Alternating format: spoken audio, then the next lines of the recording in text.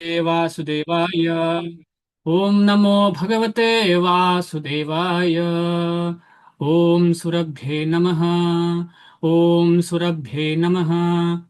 ॐ सुरभ्ये नमः।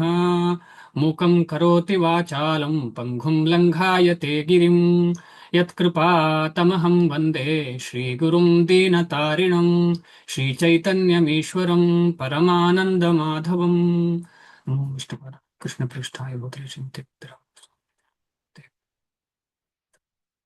ವಿವಾದೋ ಪ್ರಭುಪಾದಾರ್ಥವು ಪರಮಶ್ರೀ ಹರೇ ಕೃಷ್ಣ. ಎಲ್ಲರಿಗೂ ಧನ್ಯವಾದಗಳು ಕ್ಲಾಸ್ ಸೇರಿದ್ದಕ್ಕೆ. 5ನೇ ಅಧ್ಯಾಯದ 16ನೇ ಶ್ಲೋಕ. 15ನೇ ಶ್ಲೋಕದಲ್ಲಿ ಅಜ್ಞಾನದ ಬಗ್ಗೆ ಭಗವಂತ ಹೇಳಿದ. ಅಜ್ಞಾನದಿಂದ ನಾವು ಭಗವಂತನನ್ನೇ ದೂರ್ಲಿಕ್ಕೆ ಶುರು ಮಾಡ್ತೇವೆ ಅಂತ ಹೇಳಿದೆ. ಅಂದ್ರೆ ಭಗವಂತನೇ ಎಲ್ಲವನ್ನು ಮಾಡ್ತಾ ಇರೋದು, ಭಗವಂತ ನಮ್ಗೆ ತೊಂದರೆ ಕೊಡ್ತಿದ್ದಾನೆ ಅಂತ ಹೇಳ್ತೇವೆ. ಅದು ಆಕ್ಚುಲಿ ಪಾಪ ಅಂತ ಹೇಳಿ ನಮಗೆ ಅರ್ಥ ಆಗಿದೆ. ಅದಲ್ಲದೆ ಈ ಅಜ್ಞಾನದಲ್ಲಿರುವಾಗ ನಾನು ನನ್ನ ದೇಹ ಅಂತ ತಿಳ್ಕೊಂಡು ಈ ಸುಖ ದುಃಖಗಳ ಸಂಕಷ್ಟಕ್ಕೆ ಸಿಕ್ಕಾಕೊಳ್ತೇನೆ ಅಂತ ಹೇಳಿ, ಆ ಅಜ್ಞಾನದಿಂದ ಹೊರಗೆ ಬಂದ್ರೆ ಏನಾಗ್ತದೆ ಅಂತೇಳಿ, ಹೊರಗೆ ಬರ್ಲಿಕ್ಕೆ ಯಾವ ದಾರಿ ಬಂದ್ರೆ ಏನಾಗ್ತದೆ ಅಂತೇಳಿ 16ನೇ ಶ್ಲೋಕ ತುಂಬಾ ಅದ್ಭುತವಾದ ಶ್ಲೋಕ. ಇದನ್ನು ಚೆನ್ನಾಗಿ ನಾವು ಓದಿ ಪ್ರಭುಪಾದರು ಏನ್ ಹೇಳ್ತಾರೆ ಅಂತ ಹೇಳಿ ಅರ್ಥ ಮಾಡ್ಲಿಕ್ಕೆ ಪ್ರಯತ್ನ ಪಡೋಣ. ಜ್ಞಾನೇನ ತು ತದಜ್ಞಾನಂ ಯೇಷಾಂ ನಾಶಿತಮಾತ್ಮನಃ ತೇಷಾಮಾದಿತ್ಯವತ್ ಜ್ಞಾನಂ ಪ್ರಕಾಶಯತಿ ತತ್ಪರಂ. ಜ್ಞಾನೇನ ತು ತದಜ್ಞಾನಂ ಯೇಷಾಂ ನಾಶಿತಮಾತ್ಮನಃ ತೇಷಾಮಾದಿತ್ಯವತ್ ಜ್ಞಾನಂ ಪ್ರಕಾಶಯತಿ ತತ್ಪರಂ. ಜ್ಞಾನೇನ ತು ತದಜ್ಞಾನಂ ಯೇಷಾಂ ನಾಶಿತಮಾತ್ಮನಃ ಯೇಷಾಂ ನಾಶಿತಮಾತ್ಮನಃ ತೇಷಾಮಾದಿತ್ಯವತ್ ಜ್ಞಾನಂ ಪ್ರಕಾಶಯತಿ ತತ್ಪರಂ.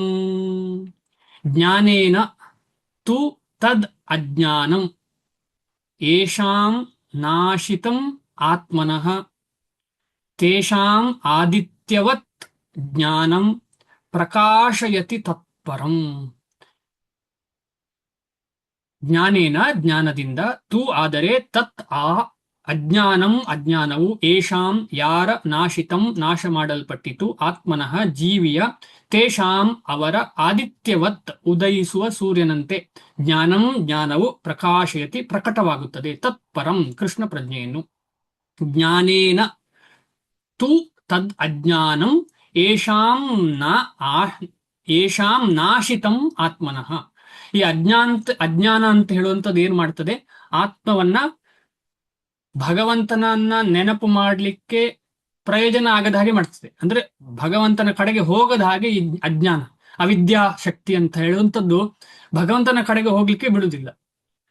ಆದ್ರೆ ಜ್ಞಾನ ಅಂತ ಹೇಳಿದ್ರೆ ಇಲ್ಲಿ ಯಾವುದಕ್ಕೆ ಹೋಲಿಸಿದ್ದಾರೆ, ಆದಿತ್ಯವತ್ ಅಂತ ಹೇಳಿದ್ರೆ ಸೂರ್ಯನ ಹಾಗೆ.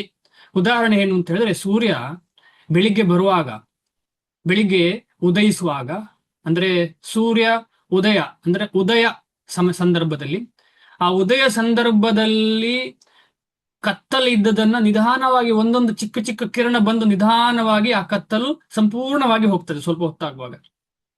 ಅದೇ ರೀತಿಯಲ್ಲಿ ನಾವೆಲ್ಲ ಈ ಭಗವಂತನ ಸೇವೆಯಲ್ಲಿ ತೊಡಗಿದ್ದೇವೆ ಅಂತ ಹೇಳಿದ್ರೆ ಆ ಕಿರಣ ಬರ್ಲಿಕ್ಕೆ ಶುರು ಆಗಿದೆ ಅಂತ ಅರ್ಥ.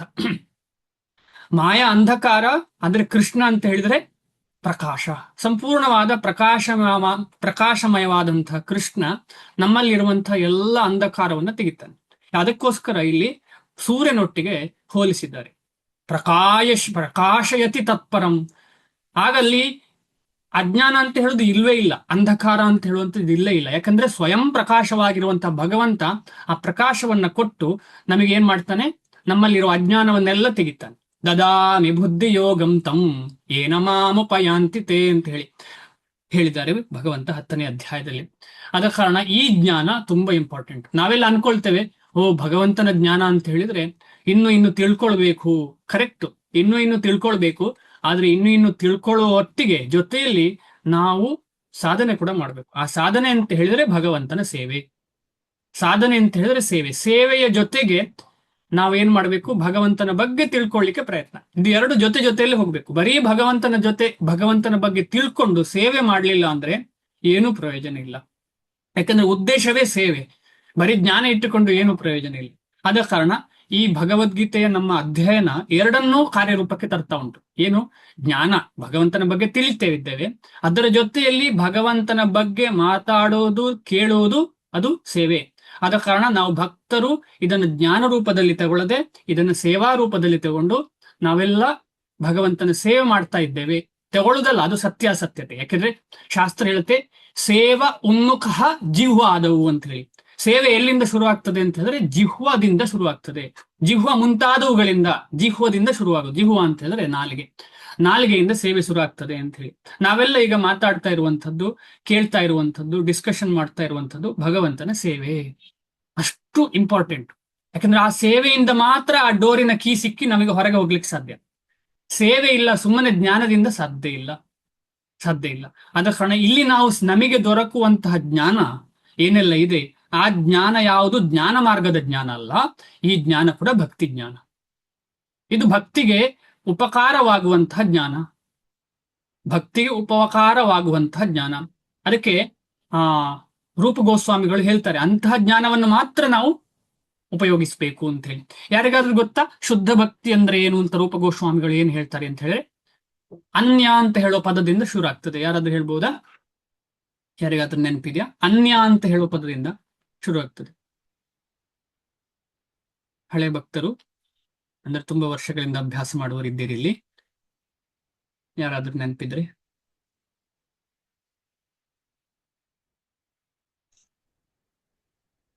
ಹರೇ ಕೃಷ್ಣ ಪ್ರಭು. ಹರೇ ಕೃಷ್ಣ ಪ್ರಭು. ಅನ್ಯಾಭಿಲಾಷಿತ ಜ್ಞಾನ ಕರ್ಮ ಅನಾವೃತಂ ಆನುಕೂಲೇನ ಕೃಷ್ಣಾನುಶೀಲನಂ ಭಕ್ತಿರ್ ಉತ್ತಮ. ಹರೇ ಕೃಷ್ಣ, ಧನ್ಯವಾದ ಪ್ರಭು. ಜ್ಞಾನ ಕರ್ಮ ಆದಿ ಅನಾವೃತಂ, ಕರೆಕ್ಟ್. ಅನ್ಯ ಅಭಿಲಾಷಿತ ಶೂನ್ಯಂ ಜ್ಞಾನ ಕರ್ಮಾದಿ ಅನಾವೃತಂ. ಇಲ್ಲಿ ಒಂದು ಪದ ಏನ್ ಬಂದಿದೆ, ಅನಾವೃತ. ಜ್ಞಾನ ಕರ್ಮ ಇರಬಾರ್ದು ಅಂತಿಲ್ಲ, ಆದ್ರೆ ಯಾವ ಜ್ಞಾನ ಕರ್ಮ ಇರಬಾರ್ದು? ಜ್ಞಾನ ಮಾರ್ಗದ ಜ್ಞಾನ, ಕರ್ಮದ ಮಾರ್ಗದ ಕರ್ಮ ಇರಬಾರ್ದು, ಕರ್ಮ ಮಾರ್ಗದ ಕರ್ಮ ಇರಬಾರ್ದು. ಅದೆಲ್ಲ ಭಕ್ತಿಗೆ ಅನುಕೂಲವಾಗುವುದೇ ಆಗ್ಬೇಕು. ಈಗ ನಾವೆಲ್ಲ ಜ್ಞಾನದ ಬಗ್ಗೆ ಚರ್ಚೆ ಮಾಡ್ತಾ ಇದ್ದೇವೆ, ಭಗವಂತನ ಬಗ್ಗೆ ಇನ್ನೂ ತಿಳ್ಕೊಳ್ಬೇಕು. ಯಾಕೆ? ಭಗವಂತನ ಸೇವೆಗೆ. ಅದಾದ್ರೂ ಈ ಜ್ಞಾನ ಭಕ್ತಿ. ಅದೇ ರೀತಿಯಲ್ಲಿ ಕರ್ಮ, ನಾವೆಲ್ಲ ಮಾತಾಡ್ತಿದ್ದೇವೆ, ಆ ಕಡೆ ಈ ಕಡೆ ಹೋಗ್ತಿದ್ದೇವೆ, ಇದೆಲ್ಲ ಭಗವಂತನ ಸೇವೆ ಅಂತ ಆದ್ರೆ ಅದು ಭಗವಂತನ ಸೇವೆಗೆ. ಆದ ಕಾರಣ ಅದನ್ನು ಅನಾವೃತಂ, ಅನಾವೃತಂ ಅಂತ ಹೇಳಿದ್ರೆ ನಾನು ಭಗವಂತನ ಜೊತೆ ಒಂದಾಗ್ತೇನೆ ಅಂತ ಹೇಳುವ ಜ್ಞಾನ ತ್ಯಜಿಸ್ಬೇಕು. ನಾನು ಭಗವಂತನೊಂದಿಗೆ ಒಂದಾಗ್ತೇನೆ ಅಂತ ಹೇಳುವ ಜ್ಞಾನ ತ್ಯಜಿಸ್ಬೇಕು. ಆಮೇಲೆ ನಾನು ಮಾಡುವ ಕೆಲಸದಿಂದ, ಒಳ್ಳೆ ಕೆಲಸದಿಂದ ನನಗೆ ಒಳ್ಳೆ ಜನ್ಮ ಸಿಗ್ತದೆ, ಇಲ್ಲ ಭಗವಂತನ ಪ್ರಾಪ್ತಿ ಈ ಕೆಲಸದಿಂದ ಆಗ್ತದೆ ಅಂತ ಹೇಳುವಂಥದ್ದು ತ್ಯಜಿಸ್ಬೇಕು. ಸೇವೆಗೆ ಸಂಬಂಧಪಟ್ಟಂತಹ ಜ್ಞಾನ ಕರ್ಮ ಆದ್ರೆ ಅದು ಅನಾವೃತವಾದ ಜ್ಞಾನ ಆಗ್ತದೆ. ಮುಂದೆ ಹೋಗೋಣ. ಅನುವಾದ ತುಂಬಾ ಇಂಪಾರ್ಟೆಂಟ್ ಶ್ಲೋಕ, ನಿಧಾನಕ್ಕೆ ಹೋಗೋಣ. ಚೆನ್ನಾಗಿ ಅರ್ಥ ಮಾಡ್ಕೊಂಡ್ರೆ ನಾವು ಅದನ್ನ ಜೀವನದಲ್ಲಿ ಅಳವಡಿಸಿಕೊಂಡು ಭಗವಂತನ ಸೇವೆ ಇನ್ನೂ ಚೆನ್ನಾಗಿ ಮಾಡ್ಲಿಕ್ಕಾಗತ್ತೆ. ಅನುವಾದ. ಶ್ರೀಲ ಪ್ರಭುಪಾದರಿಗೆ ಜಯವಾಗಲಿ. ಅಜ್ಞಾನವನ್ನು ನಾಶ ಮಾಡುವ ಜ್ಞಾನದ ಬೆಳಕನ್ನು ಮನುಷ್ಯನು ಪಡೆದುಕೊಂಡಾಗ ಹಗಲು ಹೊತ್ತಿನಲ್ಲಿ ಸೂರ್ಯನು ಎಲ್ಲದರ ಮೇಲೂ ಬೆಳಕು ಹರಿಸುವಂತೆ ಅವನ ಜ್ಞಾನವು ಎಲ್ಲವನ್ನೂ ಪ್ರಕಾಶಗೊಳಿಸುತ್ತದೆ. ಈ ಸೂರ್ಯನ ಎಕ್ಸಾಂಪಲ್ ತುಂಬಾ ಅದ್ಭುತ. ಯಾಕೆಂತ ಹೇಳಿದ್ರೆ, ಈ ಬೆಳಗಿನ ಜಾವದಲ್ಲಿ ಸೂರ್ಯ ನಿಧಾನ ಬರ್ತಾ ಇರುವಾಗ ನಮ್ಮಲ್ಲಿರುವ ಈ ರಾತ್ರಿ ಆಗುವಂತ ಭಯ, ಈ ಚಿಕ್ಕ ಮಕ್ಕಳಿಗೆಲ್ಲ ಭಯ ಇರ್ತದೆ ರಾತ್ರಿ. ಬೆಳಿಗ್ಗೆ ಆಗುವಾಗ ಭಯ ಇಲ್ಲ, ಬೆಳಿಗ್ಗೆ ಎದ್ದ ತಕ್ಷಣ ಆ ಕಡೆ ಈ ಕಡೆ ಓಡ್ಲಿಕ್ಕೆ ಶುರು ಮಾಡ್ತಾರೆ ಮಕ್ಕಳು. ರಾತ್ರಿ ಭಯ ಇರ್ತದೆ. ನಮಗೂ ಅಷ್ಟೇ, ಏನೋ ನಮ್ಮ ಮನೆಯಲ್ಲಿ ಭಯ ಇರಲ್ಲ, ಯಾವುದೋ ಒಂದು ಅಜ್ಞಾತ ಸ್ಥಳಕ್ಕೆ ಹೋಗಿ ರಾತ್ರಿ ಮಲಗಬೇಕು ಅಂತ ಹೇಳಿದ್ರೆ, ಒಬ್ಬಂಟಿಯಾಗಿ ಮಲಗಬೇಕು ಅಂತ ಹೇಳಿದ್ರೆ ನಮಗೂ ಭಯ ಆಗುದು ಸಹ. ಯಾಕೆ ಈ ಭಯ ಆಗ್ತಾ ಇದೆ ಅಂತ ಹೇಳಿದ್ರೆ, ಭಗವಂತ ನಮ್ ಜೊತೆ ಇದ್ದಾನೆ ಅಂತ ನಮ್ಗೆ ಯಾರಿಗೂ ಗೊತ್ತಿಲ್ಲ. ಭಯ ಇದ್ದವನಿಗೆ ಭಗವಂತ ಜೊತೆ ಇದ್ದಾನೆ ಅಂತ ಗೊತ್ತಿಲ್ಲ. ನಂಗಾಗ್ಲಿ ಯಾರಿಗೇ ಆಗ್ಲಿ, ನಂಗೆ ಆಗ್ತಾ ಇದೆ ಅಂತ ಹೇಳಿದ್ರೆ ನನಗೆ ಸಂಪೂರ್ಣವಾಗಿ ಭಗವಂತ ನನ್ನ ಹೃದಯದಲ್ಲಿ ನೆಲೆಸಿದ್ದಾನೆ ಅಂತ ನನಗೆ ಭರವಸೆ ಇಲ್ಲ. ಅದೇ ಶಾಸ್ತ್ರ ಹೇಳ್ತದೆ, ಭಯಂ ದ್ವಿತೀಯ ಅಭಿನಿವೇಶ ಅಂತ ಹೇಳಿ. ಅದು ಯಾಕೆ ಅಂತ ಹೇಳಿದ್ರೆ, ಭಗವಂತನನ್ನು ಮರೆತ ಕಾರಣ ನನಗೆ ಆ ಭಯ. ಜೀವನದ ಎಷ್ಟೋ ಘಟ್ಟಗಳಲ್ಲಿ ನನಗೆ ಬೇರೆ ಬೇರೆ ರೀತಿಯ ಭಯಗಳು ಬರ್ತಾ ಇದೆ, ಆತಂಕ ಉಂಟು. ಅದಕ್ಕೆ ಕಾರಣ ಯಾಕೆ ಅಂತ ಹೇಳಿದ್ರೆ, ಭಗವಂತನನ್ನ ಮರ್ತಿದ್ದು. ಭಗವಂತ ನನ್ನ ಜೊತೆ ಯಾವತ್ತು ನಿರಂತರವಾಗಿ ಇದ್ದಾನೆ ಅಂತ ನನಗೆ ಗೊತ್ತಿಲ್ಲದ ಕಾರಣ, ಗೊತ್ತಿದ್ರೂ ಕೂಡ ಅದು ಬರೀ ಜ್ಞಾನವಾದ ಕಾರಣ, ಅದು ನಿಜವಾಗಿ ಕಾರ್ಯರೂಪಕ್ಕೆ ಬರದ ಕಾರಣ ನನಗೆ ಭಯ. ಈಗ ಉದಾಹರಣೆಗೆ, ಈಗ ನಾನು ಆತ್ಮ ಅಲ್ಲ ಆತ್ಮ ಅಲ್ಲ ಅಂತ ನಾವೆಲ್ಲ ಡಿಸ್ಕಷನ್ ಮಾಡ್ತಿದ್ದೇವೆ. ನಾನಾಗ್ಲಿ ನೀವಾಗ್ಲಿ ಎಲ್ಲರೂ ನಾವು ಆತ್ಮ ಅಲ್ಲ ದೇಹ ಅಲ್ಲ, ನಾನು ಆತ್ಮ ಅಂತ ಹೇಳಿ ಡಿಸ್ಕಷನ್ ಮಾಡ್ತಾ ಇದ್ದೇವೆ. ಆದ್ರೆ ಇದು ಎಷ್ಟರ ಮಟ್ಟಿಗೆ ಎಷ್ಟರ ಮಟ್ಟಿಗೆ ಬರೀ ಥಿಯರಿಟಿಕಲ್ ನಾಲೆಜ್ ನಮ್ಮದು, ಹೆಚ್ಚಿನವರದ್ದು ನಮ್ದು ಥಿಯರಿಟಿಕಲ್. ಆದರೆ ಶುದ್ಧ ಭಕ್ತರು, ಉದಾಹರಣೆಗೆ ಶ್ರೀಲ ಪ್ರಭುಪಾದರು, ಅವರು ಆತ್ಮ ಅಂತ ಅವರಿಗೆ ಸಂಪೂರ್ಣವಾಗಿ ಗೊತ್ತುಂಟು. ಆದ ಕಾರಣ ಅವರು ಆತ್ಮ ಅಂತ ಹೇಳುವಾಗ ಹೌದು ಅಂತ ನಮಗೆ ಅರ್ಥ ಆಗ್ತದೆ. ಆದ ಕಾರಣ ಅಂಥ ಭಕ್ತರ ವಚನಗಳನ್ನು ನಾವು ಕೇಳುವಾಗ ಏನಾಗ್ತದೆ ಅಂತ ಹೇಳಿದ್ರೆ ನಮಗೆ ಭಗವಂತನ ಬಗ್ಗೆ ಗೊತ್ತಾಗ್ತದೆ. ಅದಲ್ಲದೆ ನಾನು ಈ ದೇಹ ಅಲ್ಲ ಅಂತ ಅರ್ಥ ಆಗ್ತದೆ. ಇದೇ ಅಜ್ಞಾನವನ್ನ ತೆಗೆಯುವಂತಹ ಮಾರ್ಗ. ಅಂತಹ ಶುದ್ಧ ಭಕ್ತರ ವಚನಗಳನ್ನ ನಾವು ಓದಬೇಕು, ಅರ್ಥ ಮಾಡ್ಲಿಕ್ಕೆ ಪ್ರಯತ್ನ ಪಡಬೇಕು. ಅದಕ್ಕೆ ಶ್ರೀಲ ಪ್ರಭುಪಾದರು ಸ್ಕ್ರೂಟಿನೈಸಿಂಗ್ ಸ್ಟಡಿ ಅಂತ ಹೇಳ್ತಾರೆ. ಅಂದ್ರೆ ಒಂದೊಂದು ಪದದ ಬಗ್ಗೆಯೂ ಯೋಚನೆ ಮಾಡ್ತಾ, ಪದದ ಬಗ್ಗೆ ಅರ್ಥ ಮಾಡ್ತಾ, ಅದನ್ನ ಜೀವನದಲ್ಲಿ ಹೇಗೆ ಸೇವೆಗೆ ಉಪಯೋಗಿಸಬಹುದು, ಭಗವಂತನ ಸೇವೆಗೆ ಉಪಯೋಗಿಸಬಹುದು ಅಂತ ಹೇಳಿ ಪ್ರಭುಪಾದರು ಹೇಳ್ತಾರೆ. ತುಂಬಾ ಇಂಪಾರ್ಟೆಂಟ್. ಒಂದು ಕಡೆ ಏನಾಯ್ತು ಅಂತ ಹೇಳಿದ್ರೆ, ಶ್ರೀಲ ಪ್ರಭುಪಾದರು ನ್ಯೂ ವೃಂದಾವನ ಅಂದ್ರೆ ಅಮೆರಿಕದಲ್ಲಿರೋ ಹೊಸ ವೃಂದಾವನದಲ್ಲಿ, ಅದು ಫಾರ್ಮ್ ಪ್ರಾಜೆಕ್ಟ್. ಅಲ್ಲಿ ಏನಾಯ್ತು ಅಂತ ಹೇಳಿದ್ರೆ ಒಬ್ಬ ಭಕ್ತರು ಬಂದ್ರು, ಹೇಳಿದ್ರು ನಾನು ಈ ಕೃಷಿಯಲ್ಲಿ ಹೆಚ್ಚು ತೊಡಗಿರುವಾಗ ನನಗೆ ಜಪ ಮಾಡ್ಲಿಕ್ಕೆ ಸಮಯ ಸಿಗುವುದಿಲ್ಲ ಅಂತ ಹೇಳಿದ್ರು. ಆಗ ಶ್ರೀಲ ಪ್ರಭುಪಾದರು ಹೇಳಿದ್ರು, ಜಪ ಮಾಡೋದು ತುಂಬಾ ಇಂಪಾರ್ಟೆಂಟು, ಬೇರೆಲ್ಲ ಚಟುವಟಿಕೆಗಳು ಕ್ಲಾಸ್ ತಗೊಳ್ಳೋದೆಲ್ಲ ಇಂಪಾರ್ಟೆಂಟ್. ಆದರೆ ನಿಮಗೆ ಈ ಕೃಷಿಯಲ್ಲಿ ಮಾಡುವಾಗ, ಕೃಷಿ ಆಗ್ಲಿ ಏನೇ ಮಾಡುವಾಗ ನಿಮಗೆ ಆಗುದಿಲ್ಲ ಅಂತ ಹೇಳಿದ್ರೆ ಆ ಕೃಷಿ ಕೂಡ ಜಪವೇ ಅಂತ ಹೇಳಿದ್ರು. ಹಾಗೆ ಅಂತ ಹೇಳಿ ನಾವೆಲ್ಲ ಜಪ ಬಿಡಬೇಕು ಎಂಬ ಉದ್ದೇಶ ಅಲ್ಲ, ಅದು ಪರ್ಸನಲ್ ಇನ್ಸ್ಟ್ರಕ್ಷನ್. ಆದ್ರೆ ಇಲ್ಲಿ ಯಾಕೆ ಅದನ್ನು ತಗೊಂಡು ಬಂದೆ ಅಂತ ಹೇಳಿದ್ರೆ, ಅಂತಹ ಭಕ್ತರು ನಮಗೆ ಹೇಳ್ತಾರೆ ಯಾವುದು ಜಪ ಅಂತ ಹೇಳಿ. ಅದೇ ನಾನೀಗ ಆಫೀಸಿಗೆ ಹೋಗಿ ಕೆಲಸ ಮಾಡಿ ಬರ್ತೇನೆ, ಅದು ಜಪ ಆಗುದಿಲ್ಲ. ಯಾಕೆಂತ ಹೇಳಿದ್ರೆ ಅದು ಭಗವಂತನಿಗೋಸ್ಕರ ಮಾಡ್ತಿಲ್ಲ ನಾನು. ಕಳೆದ ಬಾರಿ ನಾವು ಒಂದು ಉದಾಹರಣೆಯನ್ನು ಚರ್ಚೆ ಮಾಡಿದ್ದೇವೆ. ಅದು ಜಯಾನಂದ ಪ್ರಭುಗಳು. ಅವ್ರು ಏನ್ ಮಾಡ್ತಾರೆ, ಅವರು ಹಗಲಿಡೀ ಭಗವಂತನ ಸೇವೆ ಮಾಡ್ತಾರೆ, ಆಮೇಲೆ ರಾತ್ರಿ ಕಾರು ಓಡಿಸ್ತಾರೆ. ಕಾರು ಓಡಿಸಿ ಆ ದುಡ್ಡನ್ನು ತಂದು ಸಂಪೂರ್ಣವಾಗಿ ಭಗವಂತನ ಸೇವೆ ಕೊಡ್ತಾರೆ. ಅದು ಶುದ್ಧ ಭಕ್ತರ ಲಕ್ಷಣ. ನಾವೆಲ್ಲ ಆ ನಿಟ್ಟಿನಲ್ಲಿ ಮುಂದೆ ಹೋಗ್ಬೇಕು. ಇವತ್ತಲ್ಲ ನಾಳೆ ಅಂತಹ ಸ್ಥಿತಿ ನಮಗೆ ಬರಬೇಕು ಅಂತ ನಾವೆಲ್ಲ ಆಶೆ ಮಾಡೋಣ. ಯಾಕಂತ ಹೇಳಿದ್ರೆ ಈ ಪರಿಸ್ಥಿತಿಯಲ್ಲಿ ನಮಗೆ ಅಂತಹ ಸ್ಥಿತಿ ಇಲ್ಲ. ಹೆಚ್ಚಿನವರಿಗೆ, ನಮ್ಮಲ್ಲಿ ಕೆಲವರು ಇರಬಹುದು. ನನ್ನ ಸ್ಥಿತಿಯನ್ನು ನಾನು ಹೇಳ್ತಾ ಇರುವಂತದ್ದು. ಆದ ಕಾರಣ ನಾವು ಆ ಒಂದು ಉತ್ತಮ ಸ್ಥಿತಿಯಲ್ಲಿ, ಅಂದ್ರೆ ಭಗವಂತನ ನಿತ್ಯ ಭಕ್ತರಾದಂತಹ ಶ್ರೀಲ ಪ್ರಭುಪಾದರ ಚರಣಾರವಿಂದರಗಳ ಸೇವೆ ಮಾಡುವ ಅವಕಾಶ ನಮಗೆ ನಿರಂತರವಾಗಿ ಸಿಗ್ಬೇಕು. ಅದೇ ಅಜ್ಞಾನವನ್ನ ತೆಗೆಯುವಂತಹ ಮಾರ್ಗ, ಅದೇ ಬೆಳಕು, ಅದೇ ಬೆಳಕು. ಅಂತಹ ಬೆಳಕು ನಮಗೆ, ನಿಮಗೆ, ಎಲ್ರಿಗೂ, ನಮ್ಮೆಲ್ಲರಿಗೂ ಸಿಕ್ಕಿದೆ. ಅದೊಂದು ಸೌಭಾಗ್ಯ ನಮ್ದು. ಆ ಬೆಳಕು ನಮಗೆ ಸಿಕ್ಕಿ ಆಗಿದೆ, ಈಗಾಗಲೇ ಬೆಳಿಗ್ಗೆ ಆಗಿದೆ ನಮಗೆ, ರಾತ್ರಿಯಲ್ಲಿ ಇಲ್ಲ. ನಾವು ಆ ಒಂದು ಚಿಕ್ಕ ಚಿಕ್ಕ ಹೊಂಬೆಳಕು ಕಿರಣಗಳು ನಮಗೆ ಬಂದಾಗಿದೆ. ನಾವು ಅದನ್ನ ರೆಸ್ಪೆಕ್ಟ್ ಕೊಟ್ಟು ನಾವು ಬಂದಿದೆಯಲ್ಲ ಅಂತ ಹೇಳಿ ಸಾಧನೆ ಮಾಡಿದ್ರೆ ಇನ್ನೂ ಜಾಸ್ತಿ ಪ್ರಜ್ವಲಿಸಿ ಆ ಬೆಳಕು ನಮ್ಮಲ್ಲಿರುವ ಅಂಧಕಾರವನ್ನ ಸಂಪೂರ್ಣವಾಗಿ ಕಿತ್ತು ಹಾಕ್ತದೆ, ಸಂಪೂರ್ಣವಾಗಿ ಕಿತ್ತು ಹಾಕ್ತದೆ. ಆ ಕಿತ್ತು ಹಾಕುವಾಗ ಏನಾಗ್ತದೆ ಅಂತ ಹೇಳಿದ್ರೆ, ನಿನ್ನೆ ಹೇಳಿದ ಹಾಗೆ ನಮ್ಮಲ್ಲಿ ಸೇವೆ, ಆಮೇಲೆ ಸೇವೆಯ ಬಗ್ಗೆ ಆಸಕ್ತಿ ಜಾಸ್ತಿ ಜಾಸ್ತಿ ಆಗ್ತಾ ಹೋಗ್ತದೆ. ಭಗವಂತ ನಮ್ಮ ನಾಲಿಗೆಯಲ್ಲಿ ಕುಣಿಲಿಕ್ಕೆ ಶುರು ಮಾಡ್ತಾನೆ, ನಮ್ಮಲ್ಲಿ ಸೇವೆ ಮಾಡುವಂತ ಆಸೆ ಇನ್ನೂ ಜಾಸ್ತಿಯಾಗಿ ಸಂಪೂರ್ಣವಾಗಿ ಸೇವೆಯಲ್ಲೇ ನಿರತರಾಗುವಂತಹ ಮನಸ್ಸು ನಮಗೆ ಬರ್ಲಿಕ್ಕೆ ಶುರು ಆಗ್ತದೆ. ಅದಕ್ಕೋಸ್ಕರ ನಾವು ಹಾತೊರಿಬೇಕು. ಭಾವಾರ್ಥ,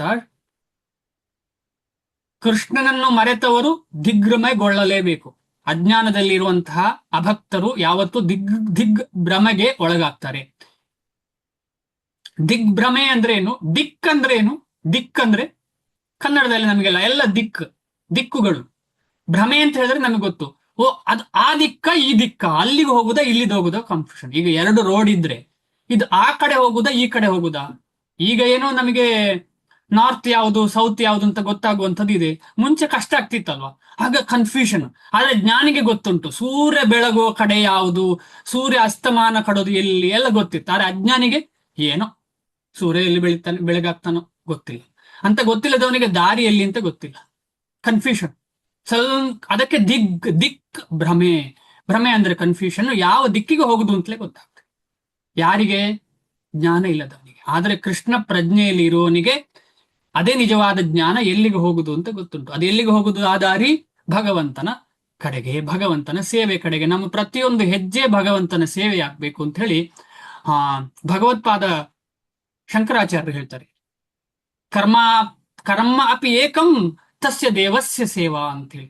ಆ ಭಗವಂತನ ಸೇವೆಯೇ ನಮ್ಮ ಕರ್ಮ ಆಗ್ಬೇಕು ಅಂತ ಹೇಳಿ ಭಗವತ್ಪಾದ ಶಂಕರಾಚಾರ್ಯರು ಕೂಡ ಹೇಳಿದ್ದಾರೆ. ಆದರೆ ಕೃಷ್ಣ ಪ್ರಜ್ಞೆಯಲ್ಲಿ ಇರುವವರಿಗೆ ದಿಗ್ಭ್ರಮೆಯೇ ಇಲ್ಲ. ಯಾಕಂದ್ರೆ ದಿಕ್ಕು ಒಂದೇ, ನಮಗೆ ದಿಕ್ಕು ಒಂದೇ. ಏನದು ದಿಕ್ಕು? ದಿಕ್ಕು? ಕೃಷ್ಣನ ಕಡೆಗೆ ಹೋಗುವಂಥದ್ದು ದಿಕ್ಕು, ಬೇರೆ ಯಾವುದು ದಿಕ್ಕು ಇಲ್ಲ. ಒಂದೇ ಪಥ, ಕೃಷ್ಣನ ಕಡೆಗೆ ಹೋಗುವ, ನಾವೆಲ್ಲರೂ ಒಂದೇ ದಾರಿಯಲ್ಲಿ ನಡಲಿಕ್ಕೆ ಪ್ರಯತ್ನ ಪಡುವಂಥವ್ರು.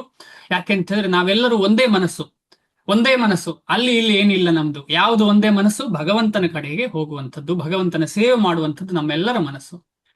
ಭಗವದ್ಗೀತೆಯಲ್ಲಿ ಸರ್ವಂ ಜ್ಞಾನಪ್ಲವೇನ ಜ್ಞಾನಾಗ್ನಿ ಸರ್ವಕರ್ಮಾಣಿ ನಹಿ ಜ್ಞಾನೇನ ಸದೃಶಂ, ಇದು 4ನೇ ಅಧ್ಯಾಯದಲ್ಲಿ ಬಂದಿದೆ. ಆ ಶ್ಲೋಕವನ್ನು ತೆಗಿತೇನೆ. 36, 37, 38 ಈ 3 ಶ್ಲೋಕಗಳನ್ನ ಶ್ರೀಲ ಪ್ರಭುಪಾದರು ಹೇಳ್ತಿದ್ದಾರೆ. ಅಪಿ ಚೇದಸಿ ಪಾಪೇಭ್ಯ ಸರ್ವೇಭ್ಯ ಪಾಪಕೃತ್ತಮಃ ಸರ್ವಂ ಜ್ಞಾನ ಪ್ಲವೇನೈವ ವೃಜಿನಂ ಸಂತರಿಷ್ಯತಿ. ಯಾರು ಎಂಥದೇ ಪಾಪ ಮಾಡಿರ್ಲಿ, ಅವ ಪಾಪ ಕೃತ್ತಮಃ ಅತಿಯ ಘೋರವಾದ ಪಾಪ ಮಾಡ್ತಾ ಇರ್ಲಿ, ಎಲ್ಲ ಪಾಪ, ಸರ್ವೇಭ್ಯ ಪಾಪ, ಎಲ್ಲ ಪಾಪಗಳನ್ನು ಮಾಡಲಿ, ಆದರೆ ಭಗವಂತನ ಜ್ಞಾನವನ್ನ ಯಾರು ಬೆಳೆಸಿಕೊಳ್ತಾರೆ, ಭಗವಂತನ ಸೇವೆಯನ್ನು ಮಾಡ್ಲಿಕ್ಕೆ ಯಾರು ಪ್ರಯತ್ನ ಪಡ್ತಾ ಇದ್ದಾನೆ, ಇಷ್ಟೆಲ್ಲ ಮಾಡಿದವನು ಕೂಡ ಅದನ್ನ ಸುಟ್ಟು ಬೂದಿ ಮಾಡ್ತದೆ ಆ ಜ್ಞಾನ ಅಂತ. ಸಂತರಿಷ್ಯತಿ ಯಥೈಧಾಂಸಿ ಸಮಿದ್ಧೋಗ್ನಿ ಭಸ್ಮಸಾತ್ ಕುರುತೆ ಅರ್ಜುನ. ಹೇಗೆ ಅಗ್ನಿಯು ಎಲ್ಲವನ್ನ ಭಸ್ಮ ಮಾಡ್ತದೆ, ಅದೇ ರೀತಿಯಲ್ಲಿ ಜ್ಞಾನಾಗ್ನಿ, ಜ್ಞಾನದ ಅಗ್ನಿ, ಭಗವಂತನ ಜ್ಞಾನದ ಅಗ್ನಿ ಸರ್ವಕರ್ಮಾಣಿ ಭಸ್ಮಾತ್ ಕುರುತೆ ತಥಾ, ಎಲ್ಲ ಕರ್ಮಗಳನ್ನ ಭಸ್ಮ ಮಾಡುತ್ತದೆ. ಕಾರಣ ಯಾರು? ಆ ಅಗ್ನಿ. ಅಗ್ನಿ ಎಲ್ಲಿಂದ ಬಂದದ್ದು? ಆ ಜ್ಞಾನ ಎಲ್ಲಿಂದ ಬಂದದ್ದು? ಭಗವಂತನಿಂದ ಬಂದದ್ದು. ಆ ಭಗವಂತನಿಂದ ಬಂದ ಜ್ಞಾನ ಮಾತ್ರ ಎಲ್ಲ ಕರ್ಮಗಳನ್ನ ಸುಟ್ಟು ಹಾಕ್ತದೆ, ಬೇರೆ ಜ್ಞಾನ ಅಲ್ಲ. ಭಗವಂತನಿಂದ ಬಂದಂತಹ, ಭಗವಂತನ ಕಡೆಗೆ ಹೋಗ್ಲಿಕ್ಕೆ ಪ್ರಯೋಜನ ಕೊಡುವಂತಹ ಅಂತ ಜ್ಞಾನ ಮಾತ್ರ ಎಲ್ಲ ಕರ್ಮಗಳನ್ನ ಸುಟ್ಟು ಬೂದಿ ಮಾಡ್ತದೆ, ಇಲ್ಲದ್ರೆ ಸಾಧ್ಯವೇ ಇಲ್ಲ. ನಹಿ ಜ್ಞಾನೇನ ಸದೃಶಂ, ಆದ ಕಾರಣ ಇಂತಹ ಜ್ಞಾನ, ಭಕ್ತಿಯ ಜ್ಞಾನಕ್ಕೆ ಯಾವುದೂ ಇಲ್ಲ, ಅದಕ್ಕೆ ಈಕ್ವಲ್ ಆದ್ದು ಯಾವುದೂ ಇಲ್ಲ, ಅದಕ್ಕಿಂತ ಪವಿತ್ರವಾದ್ದು ಯಾವುದೇ ಇಲ್ಲ. ಅದಕ್ಕೋಸ್ಕರ ಆ ಜ್ಞಾನವನ್ನ ಪಡಿಲಿಕ್ಕೆ ನಾವು ಹಾತುರಿತಾ ಇರಬೇಕು. ನಹಿ ಜ್ಞಾನೇನ ಸದೃಶಂ ಪವಿತ್ರಂ ಇಹ ವಿದ್ಯತೆ ತತ್ ಸ್ವಯಂ ಯೋಗ ಸಂಸಿದ್ಧ. ಯೋಗ ಅಂತ ಹೇಳಿದ್ರೆ ಭಗವಂತನ ಭಕ್ತಿ, ಭಗವಂತನ ಭಕ್ತಿ. ಆ ಭಗವಂತನ ಭಕ್ತಿ ಹೇಗಾಗ್ತದೆ? ನಿಧಾನವಾಗಿ ಕಾಲೇನ ಆತ್ಮನಿವಿಂದತಿ. ಕಾಲೇನ ಆತ್ಮನಿವಿಂದತಿ ಅಂತ ಹೇಳಿದ್ರೆ ಏನು?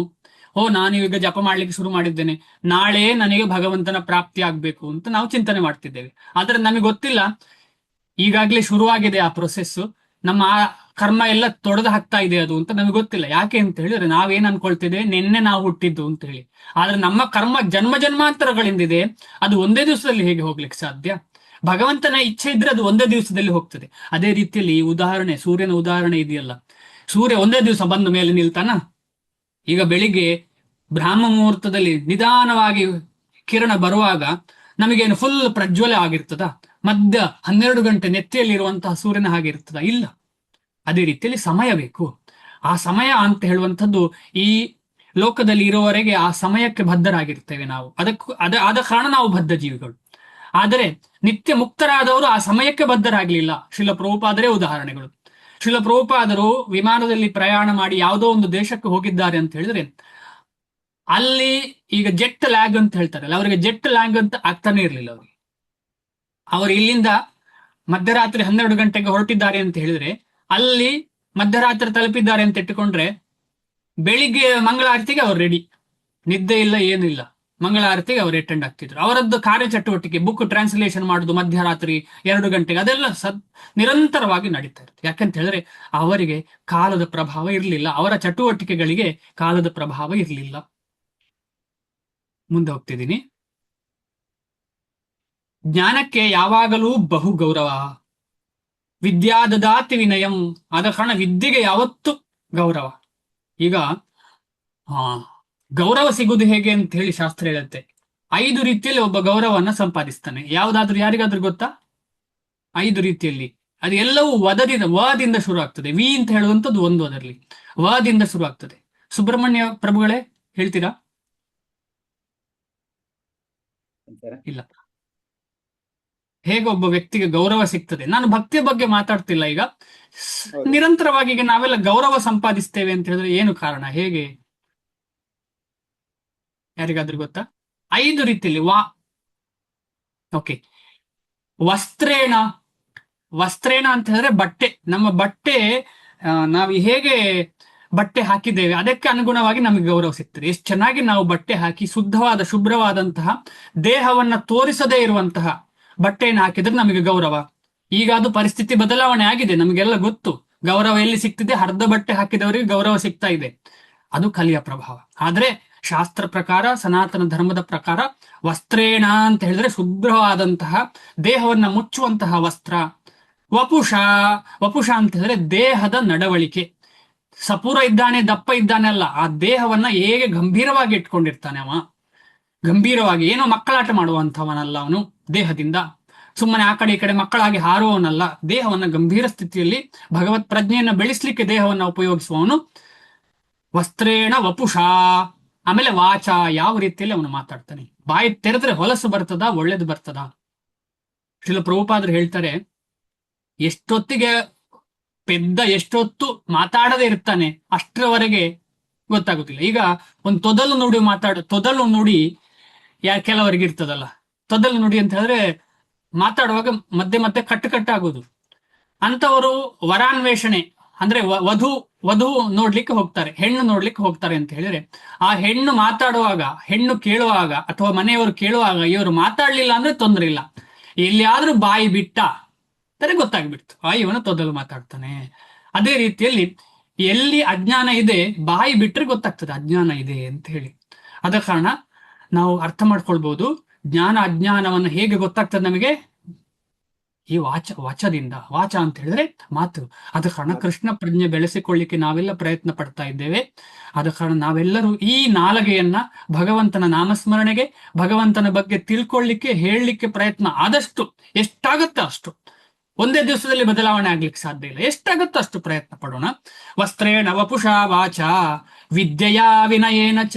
ಆಮೇಲೆ ಎಜುಕೇಶನ್.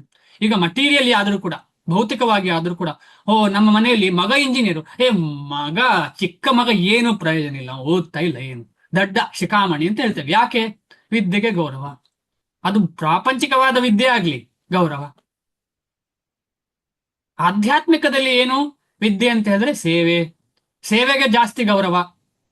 ಎಷ್ಟೇ PhD ಆಗಿರ್ಲಿ, ಏನೇ ಆಗಿರ್ಲಿ, ಸೇವೆ ಎಷ್ಟು ಚೆನ್ನಾಗಿ ಮಾಡ್ತಾರೆ, ಎಷ್ಟು ಪ್ರಯತ್ನ ಪಡ್ತಾರೆ ಸೇವೆ ಮಾಡ್ಲಿಕ್ಕೆ. ಅದು ಹೂ ಕೊಟ್ಟುದಾಗಿರ್ಲಿ ಭಗವಂತನಿಗೆ, ಅಥವಾ ಭಗವಂತನಿಗೆ ದೇವಸ್ಥಾನ ಕಟ್ಟುದಾಗ್ಲಿ, ಅಥವಾ ಭಗವಂತನ ಪೂಜೆ ಮಾಡುದಾಗ್ಲಿ, ಭಗವಂತನ ಜಪ ಮಾಡುದಾಗ್ಲಿ, ಇದು ಯಾವುದಕ್ಕೂ ವ್ಯತ್ಯಾಸ ನೋಡುವುದಿಲ್ಲ. ಎಲ್ಲಿ ಸೇವೆ ಇದೆ ಅಲ್ಲಿಗೂ ಹೋಗುವಂಥದ್ದು. ಎಲ್ಲಿ ಯಾವ ರೀತಿಯಲ್ಲಿ ಸೇವೆಗೆ ನಮ್ಮನ್ನು ಭಗವಂತ ಕೊಡ್ತಾನೆ ಅವಕಾಶ, ಆ ಸೇವೆಯನ್ನು ಮಾಡುವಂಥದ್ದು. ಅದು ವಿದ್ಯಾ. ಭಗವಂತನ ನಿಜವಾದ ವಿದ್ಯೆ ಅಂದ್ರೆ ಅದು. ಆ ವಿದ್ಯೆ ನಮಗೆ ಸಿಕ್ಕಿದ್ರೆ ಅದರಷ್ಟು ಭಾಗ್ಯ ನಮಗೆ ಬೇರೆ ಏನೂ ಇಲ್ಲ. ಅಂತ ವಿದ್ಯೆ ಸಿಗಬೇಕು. ಅದಕ್ಕೋಸ್ಕರ ಅದು ಸ್ಪಿರಿಚುವಲ್ ನಾಲೆಡ್ಜ್ ಅಂತ ಹೇಳ್ತಾರೆ. ಅದಕ್ಕೆ ವಿಜ್ಞಾನ ಅಂತ ಹೇಳ್ತಾರೆ. ವಿಜ್ಞಾನ ಅಂತ ಹೇಳಿದ್ರೆ ನನ್ನ ಮತ್ತು ಭಗವಂತನನ್ನ ಸಂಬಂಧವನ್ನ ಅರಿತುಕೊಂಡು ಆ ಸಂಬಂಧವನ್ನ ಇನ್ನೂ ದೃಢ ಮಾಡ್ಲಿಕ್ಕೆ ಕಾರ್ಯಪ್ರವರ್ತನ ಆಗುವಂಥದ್ದು. ಅದು ಸೇವೆ. ಈ ಸಂಬಂಧವನ್ನು ದೃಢ ಮಾಡುದು ಅಂದ್ರೆ ಏನು? ಸೇವೆ. ಸಂಬಂಧ ಅಂತ ಹೇಳಿದ್ರೆ ಫೋನೇ ಮಾಡ್ಲಿಲ್ಲ ಅಂದ್ರೆ ಎಲ್ಲಿ ಸೇವೆ ಆಗ್ತದೆ? ಈಗ ನಮಗೆ ಯಾವುದೋ ಒಂದು ರಿಲೇಷನ್ ಮನೆಗೆ ಬರ್ತಾರೆ, ಅಣ್ಣ ತಮ್ಮ ರಜೆಯಲ್ಲಿ ಬರ್ತಾರೆ, ಎಲ್ಲಿಯೋ ಅಮೆರಿಕದಲ್ಲಿ ಇದ್ದಾರೆ, ಅವ್ರು ಫೋನೇ ಮಾಡ್ಲಿಲ್ಲ ಅಂದ್ರೆ ಏನು ರಿಲೇಷನ್ ಉಳ್ಕೊಳ್ತದೆ? ರಿಲೇಷನ್ ಇರ್ತದೆ ಅಷ್ಟೇ, ಹೋಗಿ ಬರ್ಲಿಕ್ಕೆ ಶ್ರಾದ್ದ ಪೂಜೆ ಆದಿಗಳಿಗೆ ಮಾತ್ರ ಬರ್ತಾರೆ, ಹೋಗ್ತಾರೆ. ಇಲ್ಲ ಅಂದ್ರೆ ರಿಲೇಷನ್ನೇ ಇರುವುದಿಲ್ಲ. ಯಾಕೆ ಹಾಗೆ ಆಯ್ತು? ಸಂಬಂಧವನ್ನು ಗಟ್ಟಿ ಮಾಡ್ಲಿಕ್ಕೆ ನಿರಂತರವಾಗಿ ಕಾರ್ಯ ಚಟುವಟಿಕೆ ನಡೀತಾ ಇರಬೇಕು. ಅಲ್ಲಿ ನಿರಂತರವಾಗಿ ಸಂಭಾಷಣೆ ನಡಿಬೇಕು, ವಾರಕ್ಕೆ ಒಂದು ಸಲವೋ ಏನೋ ಆಗ್ಲಿ. ಅದೇ ರೀತಿಯಲ್ಲಿ ನಾವೆಲ್ಲ ಭಗವಂತನ ನಿತ್ಯ ದಾಸರು. ನಮಗದು ಗೊತ್ತಿದೆಯೋ ಇಲ್ವೋ, ಗೊತ್ತಿಲ್ಲದೆ ಮಾಡಿದ್ರೂ ಕೂಡ ಪ್ರಯೋಜನ ಉಂಟು. ಆದ ಕಾರಣ ನಾವು ಗೊತ್ತಿಲ್ಲದೆ ಮಾಡಿದ್ರೆ ಅಷ್ಟು ಪ್ರಯೋಜನ ಇರುವಾಗ ನಾವೆಲ್ಲ ಗೊತ್ತಿದ್ದು ಮಾಡ್ಲಿಕ್ಕೆ ಪ್ರಯತ್ನ ಪಟ್ರೆ ಏನಾಗ್ತದೆ ಅಂತ ಹೇಳಿದ್ರೆ ಭಗವಂತನ ಜೊತೆ ಇನ್ನೂ ಗಾಢವಾದ ಸಂಬಂಧ ಬೆಳೀತದೆ. ಆದ ಕಾರಣ ನಾವಿದನ್ನ ಪ್ರಯತ್ನ ಪಡೋಣ. ವಿದ್ಯಾ ದದಾತಿ ವಿನಯಂ. ಅಂತಹ ವಿದ್ಯೆ ನಮಗೆ ನಿಜವಾದ ವಿನಯ ಕೊಡ್ತದೆ. ವಿನಯ ಅಂದ್ರೆ ಏನು? ವಿನಯ ಅಂದ್ರೆ ಏನು? ವಿನಯ ಅಂತ ಹೇಳಿದ್ರೆ ಚೈತನ್ಯ ಮಹಾಪ್ರಭುಗಳು ಹೇಳ್ತಾರೆ, ಯಾರು ತೃಣಾದಪಿ ಸುನೀಚೇನ ತರೋರಿವ ಸಹಿಷ್ಣುನ ಅಮಾನೀನ ಮಾನದೇನ ಕೀರ್ತನೀಯ ಸದಾ ಹರಿಹಿ. ಯಾವತ್ತು ಭಗವಂತನ ನಾಮಸ್ಮರಣೆ ಯಾರಿಗೆ ಮಾಡ್ಲಿಕ್ಕೆ ಆಗ್ತದೆ ಅಂತ ಹೇಳಿದ್ರೆ ಯಾರು ನಿಜವಾಗಿ ವಿನಯ ಹೆಸರಿಗೆ ಮಾತ್ರ ಅಲ್ಲ, ವಿನಯ ಭರಿತರಾಗಿರ್ತಾರೆ. ವಿನಯ ಎಂಬ ಒಂದು ಗುಣವ ಭರಿತರಾಗಿರ್ತಾರೆ. ಅದು ವಿನಯ ಯಾವುದು? ನಾನು ಏನು ಪ್ರಯೋಜನ ಇಲ್ಲ, ತೃಣ ನಾನು,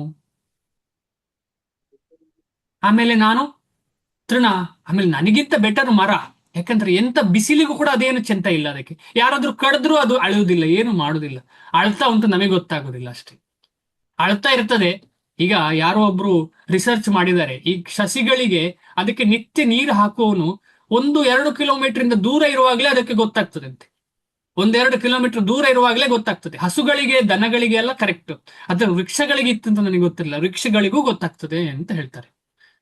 ಆದ ಕಾರಣ ನಾವು ಇದನ್ನ ಅರ್ಥ ಮಾಡಬಹುದು. ಅಂತ ಸ್ಥಿತಿ ನಾವು ಅಂತಹ ಒಂದು ವ್ಯಕ್ತಿ. ಆ ಮರವನ್ನು ನಾನು ಕಡಿತಾ ಇದ್ದೇನಲ್ಲ, ಆ ಭೂಮಿಗೆ ಮಾತೆಗೆ ನಾನು ತೊಂದರೆ ಕೊಡ್ತಾ ಇದ್ದೇನಲ್ಲ, ನಾನು ಎಲ್ಲಿದ್ದೇನೆ, ನಾನು ಯಾವದಕ್ಕೂ ಯೋಗ್ಯ ಇಲ್ಲ ಅಂತ ಹೇಳುದು, ಅದು ನಿಜವಾದ ವಿನಯ. ಆದ್ರೆ ಈಗ ವಿದ್ಯೆಯಿಂದ ಏನು ಬರ್ತಾ ಇದೆ, ಜಂಬ, ನಾನೇ ಮಾಡುವುದಿಲ್ಲ, ನಾನೇ ಬಾಸ್ ಅಂತ ಹೇಳುವಂತ ಜಂಬ ಬರ್ತದೆ. ಆದ ಕಾರಣ ಅದು ಅಜ್ಞಾನ. ನಮಗಿರುವಂತಹ ಜ್ಞಾನ ಅಜ್ಞಾನ. ನಿಜವಾದ ಜ್ಞಾನದಿಂದ ಏನಾಗ್ತದೆ, ವಿನಯ ಬರ್ತದೆ. ಆ ವಿನಯ ಅಂತ ಹೇಳಿದ್ರೆ ನಾನು ತೃಣ ಸಮಾನ ಅಂತ ಹೇಳುವಂತಹ ಮನಸ್ಸು. ಆ ಜ್ಞಾನ ಯಾವುದು? ಕೃಷ್ಣನಿಗೆ ಶರಣಾದಾಗ ಪರಿಪೂರ್ಣ ಜ್ಞಾನವು ಲಭಿಸುತ್ತದೆ. ಶರಣಾಗತಿ ಸಂಪೂರ್ಣವಾಗಿ ಕೃಷ್ಣ ಏಕ ಶರಣಂ. ಯಾರಿಗೆ ಶರಣಾಗಬೇಕು? ಕೃಷ್ಣನಿಗೆ ಮಾತ್ರ ಶರಣಾಗಬೇಕು. ಅದು ಏಕ ಶರಣ ಅಂತ ಹೇಳೋದು ಇಂಪಾರ್ಟೆಂಟ್. ಸರ್ವಧರ್ಮಾನ್ ಪರಿತ್ಯಜ್ಯ ಮಾಂ ಏಕಂ ಶರಣಂ ರಜ ಅಂತ ಹೇಳಿದ್ದಾರೆ ಭಗವಂತ.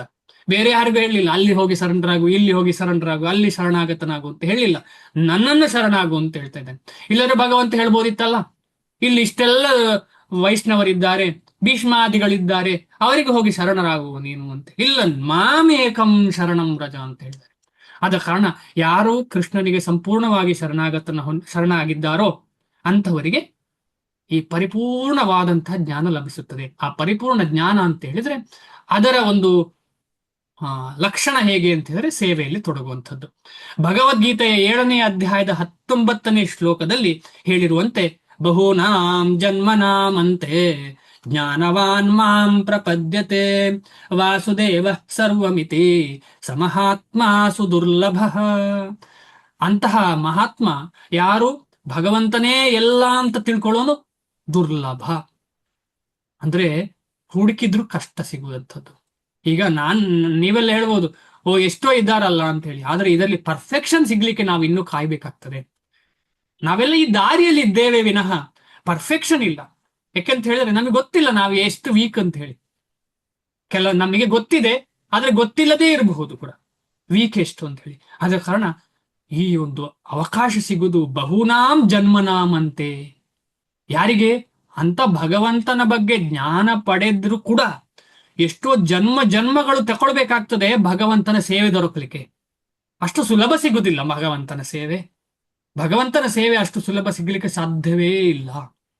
ಅದಕ್ಕೆ ನಮ್ಮ ಎಜುಕೇಶನ್ ವ್ಯಾಲ್ಯೂವೇ ಇಲ್ಲ. ಎಜುಕೇಶನ್, ದೊಡ್ಡ ದೊಡ್ಡ ಎಜುಕೇಶನ್ ಅಗತ್ಯ ಇಲ್ಲ. ಏನು ಬೇಕು? ತೃಣಾದಪಿ ಸುನೀಚನ ಬೇಕು. ಉದಾಹರಣೆ, ಭಗವಂತ ಕೃಷ್ಣನ ಲೀಲೆಯಲ್ಲಿ ಏನಾಯ್ತು?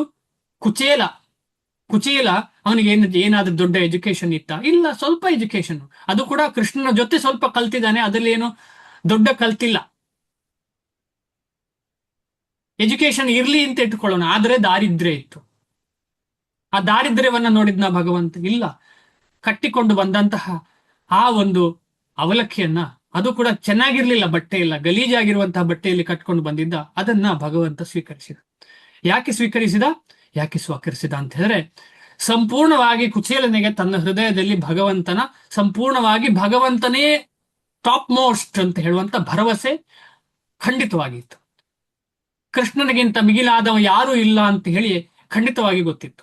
ಆಮೇಲೆ ಅವನ ಸೇವೆ ಮಾಡುವಂತ ಆಸೆ ಇತ್ತು. ಇದೇ ರೀತಿಯಲ್ಲಿ ಲಕ್ಷಾಂತರ ಕೋಟ್ಯಾಂತರ ಉದಾಹರಣೆಗಳಿವೆ. ಅನೇಕ ಜನ್ಮಗಳು ಕಳೆದ ನಂತರ ಮನುಷ್ಯನು ಪರಿಪೂರ್ಣ ಜ್ಞಾನದಲ್ಲಿ ಕೃಷ್ಣನಿಗೆ ಶರಣಾಗತನಾದಾಗ ಅಥವಾ ಕೃಷ್ಣ ಪ್ರಜ್ಞೆಯನ್ನು ಗಳಿಸಿದಾಗ ಸೂರ್ಯನು ಹಗಲಿನಲ್ಲಿ ಎಲ್ಲವನ್ನು ತೋರಿಸಿಕೊಡುವಂತೆ ಅವನಿಗೆ ಎಲ್ಲ ತೆರೆದಿಟ್ಟಂತಾಗುತ್ತದೆ. ಈಗ ನಾವೇ ನೋಡಿ, ನಾನೀಗ ನಿನ್ನೆಯಿಂದ ಶುರು ಮಾಡಿದೆ. ಈ ಕೃಷ್ಣನ ಬಗ್ಗೆ ಸ್ವಲ್ಪ ಅರ್ಥ ಆಗುವಾಗ ಏನಾಗ್ತಾ ಉಂಟು ಅಂತ ಹೇಳಿದ್ರೆ, ಹೌದಲ್ಲ, ಈ ಜನ್ಮದಲ್ಲಿ ನನಗೆ ಕಷ್ಟ ಆಗ್ತಾ ಇದೆ ಅಂತ ಹೇಳಿದ್ರೆ ನನ್ನ ಕರ್ಮ ಬಂದ, ಎಷ್ಟೋ ಅನಾದಿ ಕರ್ಮಗಳಿಂದ ನಾನು ಇಲ್ಲಿ ಸಂಕಷ್ಟಕ್ಕೆ ಬರ್ತಾ ಇದ್ದೇನೆ. ಈ ಕೃಷ್ಣನ ಬಗ್ಗೆ ತಿಳ್ಕೊಂಡ್ರೆ, ಕೃಷ್ಣನ ಸೇವೆ ಮಾಡ್ಲಿಕ್ಕೆ ಹೊರಟ್ರೆ, ಜಪಾದಿಗಳನ್ನು ಮಾಡಿದ್ರೆ, ಹರೇ ಕೃಷ್ಣ ಮಹಾಮಂತ್ರವನ್ನು ನಿತ್ಯವೂ ಹೇಳಿಕೆ ಶುರು ಮಾಡಿದ್ರೆ, ಖಂಡಿತವಾಗಿ ನನಗೆ ಈ ಒಂದು ದಾರಿ ಸಲೀಸಾಗಿ ಮುಂದೆ ಹೋಗ್ಲಿಕ್ಕೆ ಆಗ್ತದೆ ಅಂತ ಹೇಳಿದ್ರೆ, ಮೊದಲನೇ ದಿನಸ ಹರೇ ಕೃಷ್ಣ ಮಹಾಮಂತ್ರ ಹೇಳಿದವನಿಗೂ ಅರ್ಥ ಆಗ್ತದೆ. ತುಂಬಾ ದಿವಸ ಏನು ಬೇಕಾಗಿಲ್ಲ. ಅದೇ ಭಕ್ತಿ. ಆ ಭಕ್ತಿಯ ಒಂದು ಪ್ರಕಾಶ ಅಂತ ಹೇಳಿದ್ರೆ ಅದೇ. ಸೂರ್ಯನು ಹಗಲಿನಲ್ಲಿ ಎಲ್ಲವನ್ನು ತೋರಿಸಿಕೊಡುವಂತೆ ಅವನಿಗೆ ಎಲ್ಲ ತೆರೆದಿಟ್ಟಾಗುತ್ತದೆ. ಈಗ ಸೂರ್ಯ ರಾತ್ರಿ ನಮಗೆ ಹೋಗುವಾಗ ಯಾವುದು ಬಾಗಿಲು ಅಂತ ಗೊತ್ತಿಲ್ಲದ ಯಾರ್ದಾದ್ರೂ ಮನೆಗೆ ಹೋದ್ರೆ ತಲೆಗೆ ತಲೆಗೆ ಡ್ಯಾಶ್ ಆಗ್ತದೆ, ಡ್ಯಾಶ್ ಮಾಡ್ಕೊಳ್ತೇವೆ ನಾವು, ಡಿಕ್ಕಿ ಆಗ್ತದೆ ನಮಗೆ. ಯಾವುದು ಬಾಗಿಲು, ಅಲ್ಲಿ ಬಾಗಿಲು, ಟಾಯ್ಲೆಟ್ ಬಾಗಿಲು ಅಲ್ಲಿ ಇರ್ಬೋದು ಅಂತೇಳಿ ಹೋದ್ರೆ ಯಾವುದೋ ಏನಕ್ಕೋ ಒಂದು ಟಚ್ ಮಾಡಿ ನಮಗೆ ತಲೆಗೆ ಡಿಕ್ಕಿ ಮಾಡ್ಕೊಳ್ತೇವೆ. ಅಥವಾ ಈಗ ಹಳೆ ಮನೆಗಳಲ್ಲಿ ಏನಾಗ್ತದೆ, ಆ ದಾರಂದ ಅಥವಾ ಬಾಗಿಲು ಚಿಕ್ಕದಾಗಿರ್ತದೆ, ತಲೆ ಬಗ್ಗಿಸಿ ಹೋಗ್ಲಿ ಅಂತ ಹೇಳಿ. ಆದ್ರೆ ನಾವೆಲ್ಲ ನಾವು ನೇರ ಹೋದ್ರೆ ಅಷ್ಟೇ ತಲೆಗೆ ಏಟ್ ಮಾಡ್ಕೊಳ್ತೇವೆ ರಾತ್ರಿ, ಯಾಕಂದ್ರೆ ಲೈಟ್ ಇಲ್ಲ. ಅದೇ ಬೆಳಿಗ್ಗೆ ಹಗಲಾಗುವಾಗ ಇದಕ್ಕ ನಾನು ಹೊಡೆದೆ ಅಂತ ನನಗೆ ಆಶ್ಚರ್ಯ ಆಗ್ತದೆ. ಇದಕ್ಕ ನಾನು ಹೊಡೆದೆ ಅಂತ ಹೇಳಿ ಆಶ್ಚರ್ಯ ಆಗ್ತದೆ. ಅದ ಕಾರಣ ಅಜ್ಞಾನ. ಇದು ಅಜ್ಞಾನ ಹೇಗೆ ಆಗ್ತದೆ ಅಂತ ಹೇಳಿದ್ರೆ, ಈಗ ನಾವು ಕೂಡ ಯಾವುದೋ ಒಂದು ಸ್ಪೆಷಲ್ ಜಾಗಕ್ಕೆ ಹೋಗ್ತೇವೆ, ಏರ್ಪೋರ್ಟ್ ಅಥವಾ ಅಲ್ಲಿ ಪಾರದರ್ಶಕವಾದಂತಹ ಬಾಗಿಲುಗಳು ಇರ್ತವೆ. ನಾವು ಫಾಸ್ಟ್ ಹೋಗುವವರು ಡಿಕ್ಕಿ ಅದಕ್ಕೂ ನೋಡ್ತೇವೆ. ಅದು ಯಾಕೆ ಅಂತ ಹೇಳಿದ್ರೆ ನಾವು ಜ್ಞಾನ ಇಲ್ಲ. ಯಾಕೆ? ಜ್ಞಾನ ಇದೆ, ಆದ್ರೆ ಕಣ್ಣಿಂದ ಕರೆಕ್ಟ್ ಆಗಿ ನೋಡ್ತಿಲ್ಲ. ಅಂದ್ರೆ ನಮ್ಮ ಇಂದ್ರಿಯಗಳನ್ನ ಕನೆಕ್ಟ್ ಮಾಡ್ತಾ ಇಲ್ಲ ನಾವು, ಇಂದ್ರಿಯನ್ನ ಕನೆಕ್ಟ್ ಆಗ್ಲಿಲ್ಲ ಅಲ್ಲಿ, ಆಗ ಡಿಕ್ಕಿ ಆಯ್ತು. ಈ ರೀತಿಯಲ್ಲಿ ಯಾವಾಗ ಹಗಲಾಗ್ತದೆ ಅಂದ್ರೆ ಯಾವಾಗ ನಮ್ಮ ಹೃದಯದಲ್ಲಿ ಕೃಷ್ಣ ಪ್ರಜ್ಞೆ ಗುರು ಪ್ರಸಾದದಿಂದ ಸಿಗ್ತದೆ. ಗುರು ಕೃಷ್ಣ ಪ್ರಸಾದ ಪಾಯೆ ಭಕ್ತಿ ಲತಾ ಬೀಜ. ಆ ಭಕ್ತಿ ಲತೆ ಯಾವಾಗ ನಿಧಾನವಾಗಿ ಮೇಲೆ ಬರ್ಲಿಕ್ಕೆ ಶುರು ಆಗ್ತದೆ, ಆಗ ಸಂಪೂರ್ಣ ಸ್ವಲ್ಪ ಸಹ ಉಳಿಯುವುದಿಲ್ಲ ಸಂಶಯ. ಯಾಕಂದ್ರೆ ಸಂಶಯ ಇರುವವನಿಗೆ ಏನಾಗ್ತದೆ? ವಿನಶ್ಯತಿ. ಸಂಶಯ ಇರುವವನು ವಿನಾಶ ಆಗ್ತಾನೆ ಅಂತ ಹೇಳಿ. ಅಂದ್ರೆ ಗುರು ಯಾರು ಸಿಗ್ತಾರೆ, ಆ ಗುರು ಸಿಕ್ಕಿದವನಿಗೆ ಸಂಶಯ ನಿಧಾನವಾಗಿ ದೂರ ಆಗ್ತದೆ. ಯಾಕೆಂದ್ರೆ ಗುರುವಲ್ಲಿ ತದ್ವಿಧಿ ಪ್ರಣಿಪಾತೇನ ಪರಿಪ್ರಶ್ನೇನ ಸೇವಯ ಉಪದೇಕ್ಷಂತಿ ತೇ ಜ್ಞಾನಂ ಜ್ಞಾನಿನ ತತ್ವದರ್ಶಿನಃ. ಗುರು ತತ್ವದರ್ಶಿ, ಅವನಲ್ಲಿ ನಾವು ಪ್ರಶ್ನೆ ಹಾಕಬೇಕು, ಸೇವೆ ಮಾಡಬೇಕು. ಆಗೇನಾಗ್ತದೆ? ಆ ಜ್ಞಾನ ಭಗವಂತನ ಬಗ್ಗೆ ನನಗೆ ಅರ್ಥ ಆಗ್ತದೆ ಅಂತ ಹೇಳಿ ಪ್ರಭುಪಾದರು ಹಿಂದಿನ ಶ್ಲೋಕಗಳಲ್ಲಿ ಕೂಡ ಹೇಳಿದ್ದಾರೆ. ಅನೇಕ ಆಯ್ತದು. ಉದಾಹರಣೆಗೆ, ಅವಿನಯದಿಂದ ಆತನು ತಾನೇ ದೇವರು ಎಂದುಕೊಂಡಾಗ ಅವನು ಅಜ್ಞಾನದ ಕಟ್ಟ ಕಡೆಯ ಬಲೆಗೆ ಬೀಳುತ್ತಾನೆ. ಇದು ಮಾಯೆಯ ದೊಡ್ಡ ಒಂದು ಅಲೆ. ಇದು ದೊಡ್ಡ ಒಂದು ಅಲೆ. ಏನಂದ್ರೆ ನಾನು ಭಗವಂತ ಅಂತ ತಿಳ್ಕೊಳ್ಳುವಂತ. ನಾನು ಒಂದು ಶಕ್ತಿ, ಭಗವಂತನು ಒಂದು ಶಕ್ತಿ. ನಾನು ಸತ್ತ ಮೇಲೆ ಭಗವಂತನ ಶಕ್ತಿಯಲ್ಲಿ ಒಂದಾಗ್ತೇನೆ, ಅಥವಾ ಸಾಧನೆ ಮಾಡಿ ಸತ್ತ ಮೇಲೆ. ಹೀಗೆ ಅಲ್ಲ, ಸಾಧನೆ ಮಾಡಿದ ಮೇಲೆ, ದೇಹ ತ್ಯಾಗ ಆದ ಮೇಲೆ ನಾನು ಭಗವಂತನ ಜೊತೆ ಸೇರ್ತೇನೆ ಅಂತ. ಇದು ಅಜ್ಞಾನದ ಕಟ್ಟ ಕಡೆಯ ಬಲೆ. ಇದಕ್ಕಿಂತ ಶ್ರೀಲ ಪ್ರಭುಪಾದರು ಹೇಳ್ತಾರೆ, ದಾರಿಯಲ್ಲಿ ಕಸಗುಡಿಸುವನು ಬೆಟರ್ ಅಂತ. ಯಾಕೆಂದ್ರೆ ಅವನಿಗೆ ಗೊತ್ತು ಭಗವಂತ ಯಾರು ಅಂತ ಹೇಳಿ. ಅಟ್ಲೀಸ್ಟ್ ಗೊತ್ತಿಲ್ಲ ಇದ್ರೂ ಕೂಡ ತೊಂದರೆ ಇಲ್ಲ, ಆದ್ರೆ ನಾನು ಭಗವಂತನ ಜೊತೆ ಒಂದಾಗ್ತೇನೆ ಅಂತ ಹೇಳುವವನು ಮಹಾಜ್ಞಾನಿ. ಜೀವಿಯೊಬ್ಬನು ದೇವರಾದರೆ ಅವನು ಅಜ್ಞಾನದಿಂದ ದಿಗ್ಭ್ರಮೆಗೊಳ್ಳುವುದು ಹೇಗೆ? ಈಗ ನಾನು ದೇವರಾದ್ರೆ ನಾನು ಯಾಕೆ ಕನ್ಫ್ಯೂಷನ್ ಆಗ್ತಾ ಉಂಟು? ನನಗೆ ದಿಗ್ಭ್ರಮೆ ಯಾಕೆ ಆಗ್ತಾ ಉಂಟು? ಆ ದಿಕ್ಕಿನಲ್ಲಿ ಹೋಗುದು, ಈ ದಿಕ್ಕಿನಲ್ಲಿ ಹೋಗುದು ಅಂತ ಯಾಕೆ ಸಂಶಯ? ನಾನು ದೇವರಾದ್ರೆ ಅಜ್ಞಾನದಿಂದ ದೇವರು ದಿಗ್ಭ್ರಮೆಗೊಳ್ಳುವನೇ? ಹಾಗಿದ್ದರೆ ಅಜ್ಞಾನ ಅಥವಾ ಸೈತಾನ ದೇವರಿಗಿಂತ ದೊಡ್ಡವನಿಂದ ಆಯ್ತಲ್ಲ. ಅಜ್ಞಾನ ಅಥವಾ ಸೈತಾನ, ದೇವರನ್ನೇ ಅಜ್ಞಾನ ಬರ್ತದೆ ಅಂತ ಹೇಳಿದ್ರೆ ದೇವರಿಗಿಂತ ದೊಡ್ಡವ ಅಜ್ಞಾನ ಆದ್ನಲ್ಲ. ಸೈತಾನ ಅಂದ್ರೆ ಏನು? ದೆವ್ವ ಅಲ್ವಾ? ಭೂತ ದೆವ್ವಗಳ ದೆವ್ವವೇ ಆಯ್ತಲ್ಲ. ದೇವರು ಅಂತ ಹೇಳಿದ್ರೆ ದೇವರಿಗಿಂತ ಮೇಲಾಯ್ತಲ್ಲ. ಇಲ್ಲಿ ನಿಜವಾದ ಜ್ಞಾನವನ್ನು ಕೃಷ್ಣ ಪ್ರಜ್ಞೆಯಲ್ಲಿ ಪರಿಪೂರ್ಣನಾದವನಿಂದ ಪಡೆದುಕೊಳ್ಳಬಹುದು. ಇದು ಯಾರು? ಗುರು. ಶ್ರೀಲ ಪ್ರಭುಪಾದರಂತಹ ಆಚಾರ್ಯರಿಂದ ನಾವು ಈ ಕೃಷ್ಣ ಪ್ರಜ್ಞೆಯನ್ನ ಬೆಳೆಸಿಕೊಳ್ಳಬಹುದು.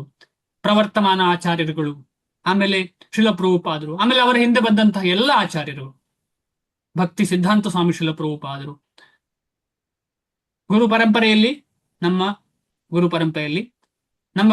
ನಮ್ಮ ಗುರುಗಳ ಗುರುಗಳಾದಂತಹ ಭಕ್ತಿ ವೇದಾಂತ ಸ್ವಾಮಿ ಶ್ರೀಲ ಪ್ರಭುಪಾದರು, ಭಕ್ತಿ ಸಿದ್ಧಾಂತ ಸ್ವಾಮಿ ಶ್ರೀಲ ಪ್ರಭುಪಾದರು, ಗೌರವ್ ಕಿಶೋರ್ ದಾಸ್ ಬಾಬಾಜಿ ಮಹಾರಾಜರು, ಆಮೇಲೆ ಭಕ್ತಿ ವಿನೋದ್ ಠಾಕೂರ್ರು, ಆಮೇಲೆ ಜಗನ್ನಾಥ್ ದಾಸ್ ಬಾಬಾಜಿ ಮಹಾರಾಜರು.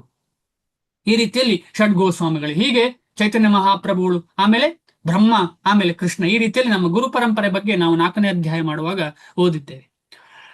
ಏಕೆಂದರೆ ಆದುದರಿಂದ ಮನುಷ್ಯನ ಬಂದರೆ ಬೇಕಾದ್ರೆ ಇಲ್ಲೇ ಮನಿಕೊಳ್ಳಕ್ಕ. ಓಕೆ, ಅವನಿಂದ ಕೃಷ್ಣ ಪ್ರಜ್ಞೆ ಎಂದರೇನು ಎಂದು ಕಲಿಯಬೇಕು. ಯಾರಿಂದ? ಅಂತಹ ಗುರುವಿಂದ. ಯಸ್ಯ ಪ್ರಸಾದಾತ್ ಭಗವತ್ ಪ್ರಸಾದೋ. ಅದ ಕಾರಣ ಗುರುವಿಗೂ ಕೃಷ್ಣನಿಗೂ ವ್ಯತ್ಯಾಸ ಇಲ್ಲ ಅಂತ ನಾವು ತಗೊಳ್ಬೇಕು. ಆದ್ರೆ ಗುರು ಕೃಷ್ಣನೇ ಅಲ್ಲ. ಕೆಲವೊಂದು ಸಲ ಗುರುವೇ ಕೃಷ್ಣ ಆಗ್ತಾನೆ. ಉದಾಹರಣೆ ಯಾರು? ಕೆಲವೊಂದು ಸಲ ಗುರು ಕೃಷ್ಣನೇ ಆಗ್ತಾನೆ. ಯಾರು ಉದಾಹರಣೆ? ಯಾರಾದ್ರೂ ಹೇಳ್ತೀರಾ?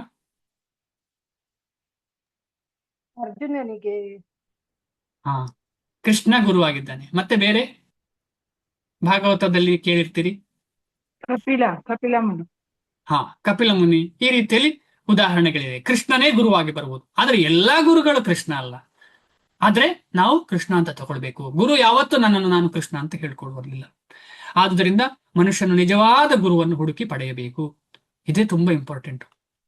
ಜೀವನದಲ್ಲಿ ಮುಂದೆ ಹೋಗ್ಬೇಕು ಅಂತ ಹೇಳಿದ್ರೆ ನಿಜವಾದ ಗುರುವನ್ನ ಹುಡುಕಿ ಪಡೆಯಬೇಕು. ನಾವೆಲ್ಲ ಪ್ರಯತ್ನ ಪಡಬೇಕು. ಅದೇ ಶ್ರೀಲ ಪ್ರಭುಪಾದರ ಆಶಯ. ಅವ್ರು ಮಾಡಿದಂತಹ ಒಂದು ಸಂಸ್ಥೆಯ ಆಶಯವೂ ಅದೇಯ. ನಾವು ದಾರಿ ತಪ್ಪಬಾರದು. ನಾವು ದಾರಿ ತಪ್ಪದೆ ಎಲ್ಲೆಲ್ಲಿ ತೊಡಕಿದೆ ಆ ತೊಡಕನ್ನ ಪರಿಹರಿಸಿಕೊಂಡು ಭಗವಂತನಲ್ಲಿ ಕಳಕಳಿಯಿಂದ ಪ್ರೇ ಮಾಡ್ತಾ ನಿಜವಾದ ಗುರು ಸಿಗ್ಬೇಕು ಅಂತ ಹೇಳಿ ನಾವು ಕಾಯ್ತಾ ಇರ್ಬೇಕು, ಪ್ರೇ ಮಾಡ್ತಾ ಇರ್ಬೇಕು. ಆಗ ಖಂಡಿತವಾಗಿ ನಿಜವಾದ ಸತ್ ಗುರು ಅಂದ್ರೆ ಏನು? ಸದ್ ಅಥವಾ ಸತ್, ತಾಗೆ ಅಡಿಯೊತ್ತಿಲ್ಲ, ಮೇಲೆಗೆ ಕೊಂಬು ಅಷ್ಟೇ. ತಾಗೆ ಅಡಿಯೊತ್ತು ಕೊಟ್ರೆ ಮಹಾಪಾಪ ಆಗಿಬಿಡ್ತದೆ. ಸತ್ ಗುರು ಅಂದ್ರೆ ಏನು? ಯಾರಾದ್ರೂ ಹೇಳ್ತೀರಾ? ಸತ್ ಅಂದ್ರೆ ಏನು?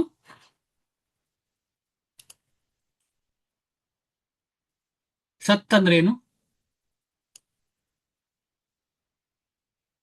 ಸತ್ ಯೋಗ್ಯ, ಒಳ್ಳೆಯ ಅಂತ. ಸಚ್ಚಿತ್ ಆನಂದ. ಸತ್ ಅಂದ್ರೆ ಅರ್ಥ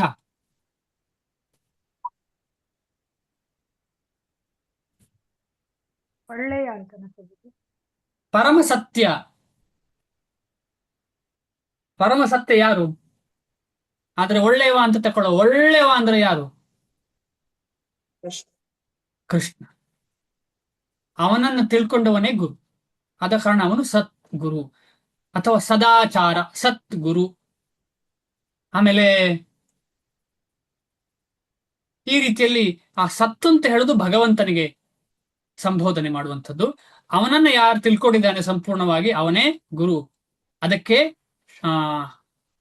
ಶಾಸ್ತ್ರ ಹೇಳುತ್ತದೆ, ಅವೈಷ್ಣವೋ ಗುರುರ್ನ ಸ್ಯಾತ್, ವೈಷ್ಣವೋ ಸ್ವಪಚೋ ಗುರುಹು. ಅವೈಷ್ಣವೋ ಗುರುರ್ನ ಸ್ಯಾತ್. ಅವೈಷ್ಣವ ಯಾವತ್ತೂ ಗುರು ಆಗ್ಲಿಕ್ಕೆ ಸಾಧ್ಯ ಇಲ್ಲ. ನಾವೆಲ್ಲಿ ತಗೊಳ್ತೇವಲ್ಲ ಅವರು ಗುರುಗಳು ಇವರು ಗುರುಗಳು ಅಂತ ಹೇಳಿ ಆಧ್ಯಾತ್ಮಿಕದಲ್ಲಿ. ಆದ್ರೆ ಅವರು ಅವೈಷ್ಣವರಾದ್ರೆ, ಭಗವಂತ ಕೃಷ್ಣನನ್ನ ಪರಮೋತ್ತಮ, ವಿಷ್ಣುವನ್ನ ಪರಮೋತ್ತಮ ಅಂತ ಯಾರು ತಗೊಳ್ಳುದಿಲ್ಲ, ಅವನು ಅವೈಷ್ಣವ. ಅವನು ಖಂಡಿತವಾಗಿ ಗುರು ಆಗ್ಲಿಕ್ಕೆ ಸಾಧ್ಯ ಇಲ್ಲ. ಇದು ಶಾಸ್ತ್ರ ಹೇಳುತ್ತೆ. ಅವೈಷ್ಣವೋ ಗುರುರ್ನ ಸ್ಯಾತ್, ವೈಷ್ಣವೋ ಶ್ವಪಚೋ ಗುರುಹು. ಏನಿದು ಶ್ವಪಚ ಅಂತ ಹೇಳಿದ್ರೆ ನಾಯಿ ಮಾಂಸ ತಿಂದಿರ್ತಾನೆ ಅವ ಹಿಂದೆ. ಅಂತ ನಾಯಿಯ ಮಾಂಸ ತಿಂದವನು ಕೂಡ ಗುರು ಆಗ್ಲಿಕ್ಕೆ ಸಾಧ್ಯ. ಹೇಗೆ? ವೈಷ್ಣವನಾದರೆ. ಎಂತ ಅದ್ಭುತವಾದ ಮಾತು. ನಾವೆಲ್ಲ ಈ ದೇಹದಿಂದ ಬಂಧಿತರಾಗಿ ನಾನು ಹಾಗೆ ನಾನು ಹೀಗೆ ಅಂದ್ಕೊಳ್ತಿದ್ದೇವೆ. ಮುಂದೆ ಶ್ಲೋಕದಲ್ಲಿ ಬರ್ತದೆ, ಪಂಡಿತಾಹ ಸಮದರ್ಶಿನಃ ಅಂತ ಹೇಳೋ ಶ್ಲೋಕ ಬರ್ತದೆ. ಇನ್ನೊಂದು 2-3 ಶ್ಲೋಕ ಆದ್ಮೇಲೆ. ಆಗ ನಾವು ಅದರ ಬಗ್ಗೆ ಚರ್ಚೆ ಮಾಡೋಣ. ಏನು ವ್ಯತ್ಯಾಸ ಬ್ರಾಹ್ಮಣನಿಗೂ ಶ್ವಪಚನಿಗೂ ಏನು ವ್ಯತ್ಯಾಸ ಅಂತ ಹೇಳಿ, ಯಾವುದರಲ್ಲಿ ವ್ಯತ್ಯಾಸ ಅಂತ ಹೇಳಿ ಆಗ ಡಿಸ್ಕಷನ್ ಮಾಡೋಣ. ನಿಜವಾದ ಜ್ಞಾನವನ್ನು ಕೃಷ್ಣ ಪ್ರಜ್ಞೆಯಲ್ಲಿ ಪರಿಪೂರ್ಣನಾದವನಿಂದ ಪಡೆದುಕೊಳ್ಳಬಹುದು. ಆದುದರಿಂದ ಮನುಷ್ಯನು ನಿಜವಾದ ಗುರುವನ್ನು ಹುಡುಕಿ ಪಡೆಯಬೇಕು. ಇದು ತುಂಬಾ ಇಂಪಾರ್ಟೆಂಟ್. ಹುಡುಕಿ ಪಡೆಯಬೇಕು. ಅದೇ ದಾರಿಯಲ್ಲಿ ಬರೋದು ಯಾರಿಗೋ ಗುರು ಸಿಕ್ಕಿದ್ದಾನೆ ಅವನಂದೇ ನಾನು ಹಿಡಿತೇನೆ ಅಂತ ಅಲ್ಲ. ಅದಕ್ಕೋಸ್ಕರ ಶ್ರೀಲ ಪ್ರಭುಪಾದರಲ್ಲಿ ಹುಡುಕಿ ಅಂತ ಹೇಳುದನ್ನ ತುಂಬಾ ಇಂಪಾರ್ಟೆಂಟ್ ಕೊಟ್ಟಿದ್ದಾರೆ. ಹುಡುಕುದು ಅಂತ ಹೇಳಿದ್ರೆ ಏನು? ಯಾರಾದ್ರೂ ಹೇಳ್ತೀರಾ?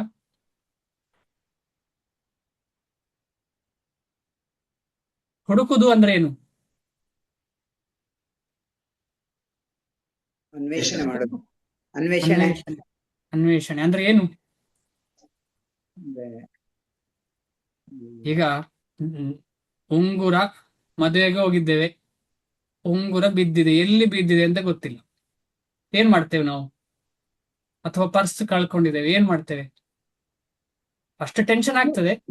ಇಂಗ್ಲಿಷ್ ಅಲ್ಲಿ ಸರ್ಚ್ ಅಂತ ಹೇಳ್ತಾರೆ, ಇಲ್ಲಾಂದ್ರೆ ಫೈಂಡ್ ಔಟ್. ಪ್ರಭು, ಫಿಸಿಕಲಿ ಹೋಗಿ ಎಲ್ಲಿ ಅಂತ ಕಣ್ಣು ಬಿಟ್ಟು ಹುಡುಕುದು. ಅದರ ಅರ್ಥ ಏನು? ಎಕ್ಸರ್ಷನ್, ತಪಸ್ಸು ಮಾಡ್ಬೇಕಾಗ್ತದೆ. ಸಿಗುವವರೆಗೆ ಬಿಡುದೇ ಇಲ್ಲ. ಅಷ್ಟು ಕಾಸ್ಟ್ಲಿ ಉಂಗುರ ಆದ್ರೆ ಹೇಗಾದ್ರೂ ಮಾಡಿ, ಈಗ ಯಾರೋ ಮಗು ಎಸ್ಕೇಪ್ ಆಗಿದ್ದಾರೆ ಅಂತ ಬಿಡ್ತೇವ ನಾವು, ಎಷ್ಟು ಸ್ಟ್ರೆಸ್ ಮಾಡ್ತಾ ಇದ್ದೇವೆ. ಈಗ ನನ್ನ ಉದಾಹರಣೆ ಕೊಡುವ. ನನ್ನ ಅಕ್ಕನ ಮಗ ಒಂದ್ಸಲ ತಪ್ಪಿಸಿಕೊಂಡು ಅಂದ್ರೆ ಎಲ್ಲಿಗೋ ಹೋದ 2-3 ದಿನ ಗೊತ್ತೇ ಇಲ್ಲ. ಎಷ್ಟು ಕಷ್ಟ ಆಗಿತ್ತಂತ ಹೇಳಿದ್ರೆ ಮನೆಯಲ್ಲಿ ಯಾರು ನಿದ್ದೆ ಮಾಡ್ಲಿಲ್ಲ 3-4 ದಿವಸ. ಫೋನ್ ಮಾಡೋದು, ಕೇಳುದು, ಪೊಲೀಸರಲ್ಲಿ ಕೇಳುದು, ಈ ರೀತಿಯಲ್ಲಿ ಮಾಡ್ತಾ ಮಾಡ್ತಾ ಕೊನೆಗೆ ಬಂದ್ಬಿಟ್ಟು. ಈ ರೀತಿಯಲ್ಲಿ ನಾವು ನಮ್ಮಲ್ಲಿ ಇರುವಂತಹ ದೇಹ ಸಂಬಂಧ, ಅಕ್ಕ ಆಗ್ಲಿ, ತಮ್ಮ ಆಗ್ಲಿ, ಅಣ್ಣ ಆಗ್ಲಿ, ನಾವೆಷ್ಟು ಪ್ರಯತ್ನ ಪಡ್ತೇವೆ, ಉಂಗುರಕ್ಕೆ ಎಷ್ಟು ಪಡ್ತೇವೆ. ಆ ಅಣ್ಣ ತಮ್ಮ ಮಕ್ಕಳಾಗ್ಲಿ, ನಾನಾಗ್ಲಿ, ಉಂಗುರ ಆಗ್ಲಿ, ಯಾವುದು ಪರ್ಮನೆಂಟ್ ಅಲ್ಲ. ಆತ್ಮ ಪರ್ಮನೆಂಟ್. ಆದ್ರೆ ಆ ಒಂದು ಸಂಬಂಧ, ನನಗೂ ಅವರಿಗಿರುವ ಸಂಬಂಧ ಎಷ್ಟು ದಿವಸ ಇರೋವರೆಗೆ ಮಾತ್ರ. ಆದ್ರೆ ಈ ನಿಜವಾದ ಗುರು, ನಮ್ಮನ್ನ ಕೃಷ್ಣನನ್ನ ಕರ್ಕೊಂಡು ಹೋಗುವಂತ ಗುರುವನ್ನ ಹುಡುಕಿ ಹುಡುಕಿ ಹುಡುಕಿ ಅಂತ ಹೇಳಿದ್ರೆ ಏನು, ಅದೇ ಹುಡುಕಾಟವನ್ನ ಇಲ್ಲಿ ಮಾಡಬೇಕು. ಪ್ರಸಂಗಮಜರಂ ಪಾಶಂ ಆತ್ಮಾನಂ ಕವಯೋ ವಿದುಹು ಸ ಏವ ಸಾಧುಷು. ಸಾಧುಷು ಅಂದ್ರೆ ಗುರು. ಸಾಧುಷು ಕೃತೋ ಮೋಕ್ಷದ್ವಾರಂ ಅಪಾವೃತಂ. ಅದ್ಭುತವಾದ ಶ್ಲೋಕ. ನಾವೆಲ್ಲ ಈಗ ಭೌತಿಕವಾಗಿ ಎಷ್ಟು ಹುಡುಕ್ತಾ ಇದ್ದೇವೆ, ನಮ್ಗೆ ಸಿಕ್ಕುವುದನ್ನೆಲ್ಲ, ಅಂದ್ರೆ ನಮ್ಗೆ ಏನೆಲ್ಲ ಆಸೆ ಇದೆ ಅದನ್ನೆಲ್ಲ ಹುಡುಕ್ತಾ ಇರ್ತೇವೆ ನಾವು. ಮದುವೆಗಾಗ ಹುಡುಗಿಯನ್ನು ಹುಡುಕುವಂಥದ್ದು, ಹುಡುಗನನ್ನು ಹುಡುಕುವುದು, ಎಷ್ಟು ಹುಡುಕುದಿಲ್ಲ ನಾವು. 10 ಆಗ್ಲಿ 20 ಆಗ್ಲಿ ಯಾರಾದ್ರೂ ಸಿಗ್ಲೇಬೇಕು ಅಂತ ಹೇಳಿ ಜಾತಕ ನೋಡಿ ಹೇಗೋ ಮಾಡಿ ಮದುವೆ ಆಗ್ತೇವೆ. ಅದೇ ರೀತಿಯಲ್ಲಿ ಬೇರೆ ಬೇರೆ ಶಾಲೆ, ಯಾವ ಶಾಲೆ ಬೆಸ್ಟ್ ಶಾಲೆ ನನ್ನ ಮಗುವಿಗೆ ಅಂತ ಸರ್ಚ್ ಮಾಡ್ತೇವೆ ನಾವು. ಆಮೇಲೆ ಯಾವುದು ಒಳ್ಳೆ ಮೊಬೈಲ್ ಅಂತ ಹೇಳಿ ಗೂಗಲ್ ಸರ್ಚ್ ಮಾಡ್ತೇವೆ. ಆಮೇಲೆ ಯಾವುದು ಒಳ್ಳೆ ಡೆಸ್ಟಿನೇಷನ್, ನಾವು ಎಲ್ಲಿ ಹೋಗ್ಬೋದು, ರಜೆಯಲ್ಲಿ ಎಲ್ಲಿ ಮಜಾ ಮಾಡ್ಲಿಕ್ಕೆ ಹೋಗ್ಬೋದು ಅಂತ ಸರ್ಚ್ ಮಾಡ್ತೇವೆ. ಅದೇ ಸರ್ಚ್ ಅನ್ನ ನಾವು ತಿರುಗಿಸ್ಬೇಕು. ಪ್ರಸಂಗಮಜರಂ ಪಾಶಂ. ಇದು ಯಾವುದು? ಈ ನಾವು ಸರ್ಚ್ ಮಾಡ್ತೇವಲ್ಲ, ಅದು ನೇಣು, ಪಾಶ. ಯಾಕೆಂತ ಹೇಳಿದ್ರೆ ಪುನಃ ಪುನಃ ನಾವು ಬರುದು ಇಲ್ಲಿಗೆ ಅದು ಮಾಡಿದ್ರೆ. ಪ್ರಸಂಗಮಜರಂ ಪಾಶಂ. ಆದ್ರೆ ಅದನ್ನೇ ತಿರುಗಿಸಿ ಆತ್ಮಾನಂ ಕವಯೋ ವಿದುಹು. ವಿದ್ವಾಂಸರು ಏನ್ ಮಾಡಿ ಹೇಳ್ತಾರೆ, ಈ ಆತ್ಮದ ಸರ್ಚ್ ಯಾವ ಕಡೆ ಇರಬೇಕು? ಸ ಏವ ಸಾಧುಷು ಕೃತೋ. ಅದೇ ಸರ್ಚನ್ನ ಗುರುವನ್ನ ಹುಡುಕಿ ಪಡಿಲಿಕ್ಕೆ, ಅಥವಾ ವೈಷ್ಣವರ ಸಂಘ ಮಾಡ್ಲಿಕ್ಕೆ, ಅಥವಾ ಭಗವಂತನ ಸೇವೆ ಮಾಡ್ಲಿಕ್ಕೆ ಯಾರು ಪ್ರಯತ್ನ ಪಡ್ತಾರೆ, ಏನಾಗ್ತದೆ ಅದು? ಮೋಕ್ಷದ್ವಾರಂ ಅಪಾವೃತಂ. ಆವೃತಂ ಅಂತ ಹೇಳಿದ್ರೆ ಮೋಕ್ಷದ ಕಡೆಗೆ ಹೋಗದೇ ಇರುವಂಥದ್ದು. ಅಪಾವೃತಂ ಅಂದ್ರೆ ಆವರಣವನ್ನ ತೆಗೆಯುವುದು. ಈಗ ದೊಡ್ಡ ಸ್ಟೇಜ್ ಅಲ್ಲಿ ನಾವು ನಾಟಕ ನೋಡ್ಲಿಕ್ಕೆ ಹೋದ್ರೆ ಪರದೆ ಹಾಕಿದ್ರೆ ಯಾರು ಕಾಣ್ತಾರೆ? ಪರದೆ ಒಳಗೆ ಡ್ಯಾನ್ಸ್ ಮಾಡಿದ್ರೆ ನಮಗೆ ಕಾಣ್ತದ? ಡ್ಯಾನ್ಸ್ ನಡೀತಾ ಇರ್ತದೆ, ನಮಗೆ ಕಾಣುದಿಲ್ವೇ? ಆದ್ರೆ ಯಾವಾಗ ಆ ಪರದೆ ಬಿಚ್ಚಿತು, ಪರದೆಯನ್ನ ತೆಗಿತಾರೆ, ಆಗ ನಮಗೆ ಆ ಡ್ಯಾನ್ಸ್ ಆಗ್ಲಿ, ಆ ನಾಟಕ ಆಗ್ಲಿ ಕಾಣ್ತದೆ. ಅದೇ ರೀತಿಯಲ್ಲಿ ನಾವು ಯಾವಾಗ ಈ ಪ್ರಕೃತಿಯಲ್ಲಿ ನಡೆಯುವಂತಹ ಡ್ಯಾನ್ಸಿನ ಕಡೆಗೆ ಅಥವಾ ನಮ್ಮ ಸಂಬಂಧದ ಕಡೆಗೆ ಜಾಸ್ತಿ ಜಾಸ್ತಿ ಮಾಡಬಾರದು ಅಂತ ಅಲ್ಲ, ಅದನ್ನ ಇಟ್ಟುಕೊಂಡು ಭಗವಂತನ ಕಡೆ ಜಾಸ್ತಿ ಹೋಗ್ಬೇಕು ಅಂತ ಅರ್ಥ. ಅದರಿಂದ ಹೊರಗೆ ಬರ್ಲಿಕ್ಕೆ ಅಷ್ಟು ಸುಲಭ ಇಲ್ಲ. ನಾವೆಲ್ಲರನ್ನು ಬಿಟ್ಟು ಹೋಗ್ಬೇಕಂತ ಹೇಳುವ ಉದ್ದೇಶ ಅಲ್ಲ ಇಲ್ಲಿ. ಅದನ್ನ ಅರ್ಥ ಮಾಡಬೇಕು. ನಾವು ನಾಳೆ ಎಲ್ಲರನ್ನು ಬಿಡ್ತೇನೆ ಅಲ್ಲ, ಆ ಉದ್ದೇಶ ಅಲ್ಲ. ಆದ್ರೆ ಆ ಒಂದು ಕಾನ್ಶಿಯಸ್ನೆಸ್, ಆ ಪ್ರಜ್ಞೆ ನಾವು ಬೆಳೆಸಿಕೊಳ್ಬೇಕು. ಆ ಪ್ರಜ್ಞೆ ಬೆಳೆಸುವುದು ತುಂಬಾ ಇಂಪಾರ್ಟೆಂಟ್. ಆದ ಕಾರಣ ನಾವು ಯಾವ ನಾಟಕ ನೋಡ್ಲಿಕ್ಕೆ ಹೋಗ್ಬೇಕು? ಭಗವಂತನ ನಾಟಕ ನೋಡುದು. ಅದು ಹೇಗೆ ಸಾಧ್ಯ? ಭಗವದ್ ಭಕ್ತರ ಸಂಘ ಮಾಡುವಾಗ ಆ ಪರದೆ ಅಪಾವೃತಂ. ಯಾವ ಕಡೆ ಹೋಗ್ತೇವೆ? ಮುಕ್ತಿ. ಮುಕ್ತಿ ಅಂದ್ರೆ ಏನು? ಯಾರಾದ್ರೂ ಹೇಳ್ತೀರಾ? ಹಿಂದೆ ಚರ್ಚೆ ಮಾಡಿದ್ದೇವೆ. ಮುಕ್ತಿ ಅಂದ್ರೆ ಏನು?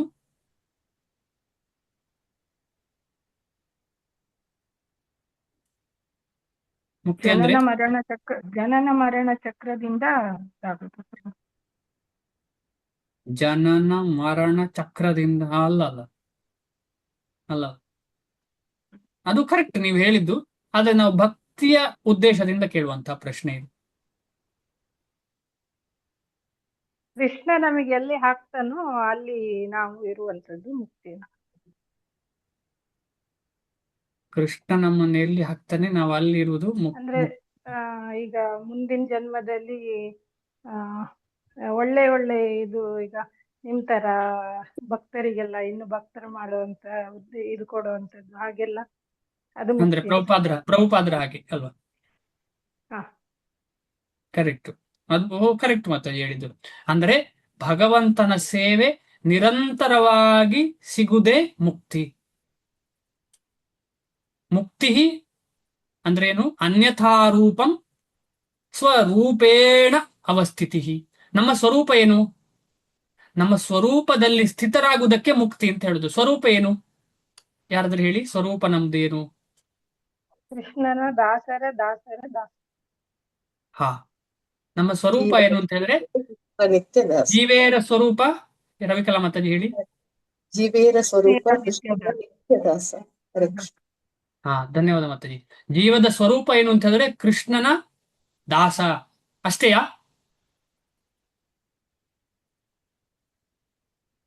ದಾಸರ ದಾಸರ ದಾಸರ ನಿತ್ಯ ದಾಸ. ಹಾ, ನಿತ್ಯ ಅಂತ ಹೇಳೋ ಪದ ತುಂಬಾ ಇಂಪಾರ್ಟೆಂಟ್. ನಾವು ಯಾವತ್ತೂ ಕೃಷ್ಣನ ದಾಸ. ನಾವ್ ಏನಾದ್ರೂ ಕೂಡ ಕೃಷ್ಣನ ದಾಸವೇ. ನಮಗದು ಗೊತ್ತಿಲ್ಲ ಅಷ್ಟೇ. ನಾವು ಕೃಷ್ಣನ ದಾಸವೇ, ಅದರಿಂದ ಹೊರಗೆ ಬರ್ಲಿಕ್ಕೆ ಸಾಧ್ಯ ಇಲ್ಲ. ಅದು ಜೀವದ ನಿಜವಾದ ಒಂದು ಗುಣ, ಸ್ವರೂಪ. ಆ ಸ್ವರೂಪ ನಮಗೆ ಸಿಗ್ಬೇಕು. ಅದಕ್ಕೆ ಮುಕ್ತಿ ಅಂತ ಹೇಳುವಂಥದ್ದು. ಆ ಸ್ವರೂಪ ಯಾವಾಗ ಸಿಗ್ತದೆ ಅಂತ ಹೇಳಿದ್ರೆ ಭಗವಂತನ ಸೇವೆ ಮಾಡುವಾಗ ಸ್ವರೂಪ ಗೊತ್ತಾಗ್ತದೆ. ಆದ್ದರಿಂದ ಆಯ್ತಲ್ಲ ಇದು. ಅವನಿಂದ ಕೃಷ್ಣ ಪ್ರಜ್ಞೆ ಎಂದರೇನು ಎಂದು ಕಲಿಬೇಕು. ಏಕೆಂದರೆ ಸೂರ್ಯನು ಕತ್ತಲನ್ನೆಲ್ಲ ಹೊಡೆದಟ್ಟುವಂತೆ ಕೃಷ್ಣ ಪ್ರಜ್ಞೆಯು ಎಲ್ಲ ಅಜ್ಞಾನವನ್ನು ಹೊಡೆದಟ್ಟುವುದು. ತಾನು ಈ ದೇಹವಲ್ಲ, ದೇಹವನ್ನು ಮೀರಿದವನು ಎಂದು ಸಂಪೂರ್ಣವಾಗಿ ತಿಳಿದವನು ಕೂಡ ಆತ್ಮಕ್ಕೂ ಪರಮಾತ್ಮನಿಗೂ ಇರುವ ವ್ಯತ್ಯಾಸವನ್ನು ಅರ್ಥ ಮಾಡಿಕೊಳ್ಳದೆ ಹೋಗಬಹುದು. ಆದರೆ ಆತನು ಪರಿಪೂರ್ಣನಾದ ನಿಜವಾದ ಕೃಷ್ಣ ಪ್ರಜ್ಞೆಯುಳ್ಳ ಗುರುವಿನ ಆಶ್ರಯ ಪಡೆಯುವ ಮನಸ್ಸು ಮಾಡಿದರೆ ನಾವೆಲ್ಲ ಈಗ ಮನಸ್ಸು ಮಾಡಬೇಕು. ನಿಜವಾದ ಗುರುವಿನ ಆಶ್ರಯ ಪಡಲಿಕ್ಕೆ ಎಲ್ಲವನ್ನು ಚೆನ್ನಾಗಿ ತಿಳಿದುಕೊಳ್ಳಬಹುದು. ಮನಸ್ಸು ಮಾಡಿದರೆ ನಮಗೆ ಜ್ಞಾನ ಸಿಗ್ಲಿಕ್ಕೆ ಶುರು ಆಗ್ತದೆ. ಇನ್ನು ಗುರು ಸಿಕ್ಕಿದ್ರೆ ಏನಾಗುದಿಲ್ಲ, ಖಂಡಿತ ಸಿಗ್ತದೆ. ಭಗವಂತನ ಪ್ರತಿನಿಧಿಯನ್ನು ಭೇಟಿಯಾದಾಗ ಮಾತ್ರ ಭಗವಂತನೊಡನೆ ತನ್ನ ಸಂಬಂಧವನ್ನು ತಿಳಿಯಲು ಸಾಧ್ಯ. ತುಂಬಾ ಇಂಪಾರ್ಟೆಂಟ್ ಈ ವರ್ಸ್ ಇದು. ಭಗವಂತನ ಪ್ರತಿನಿಧಿ ತುಂಬಾ ಇಂಪಾರ್ಟೆಂಟ್.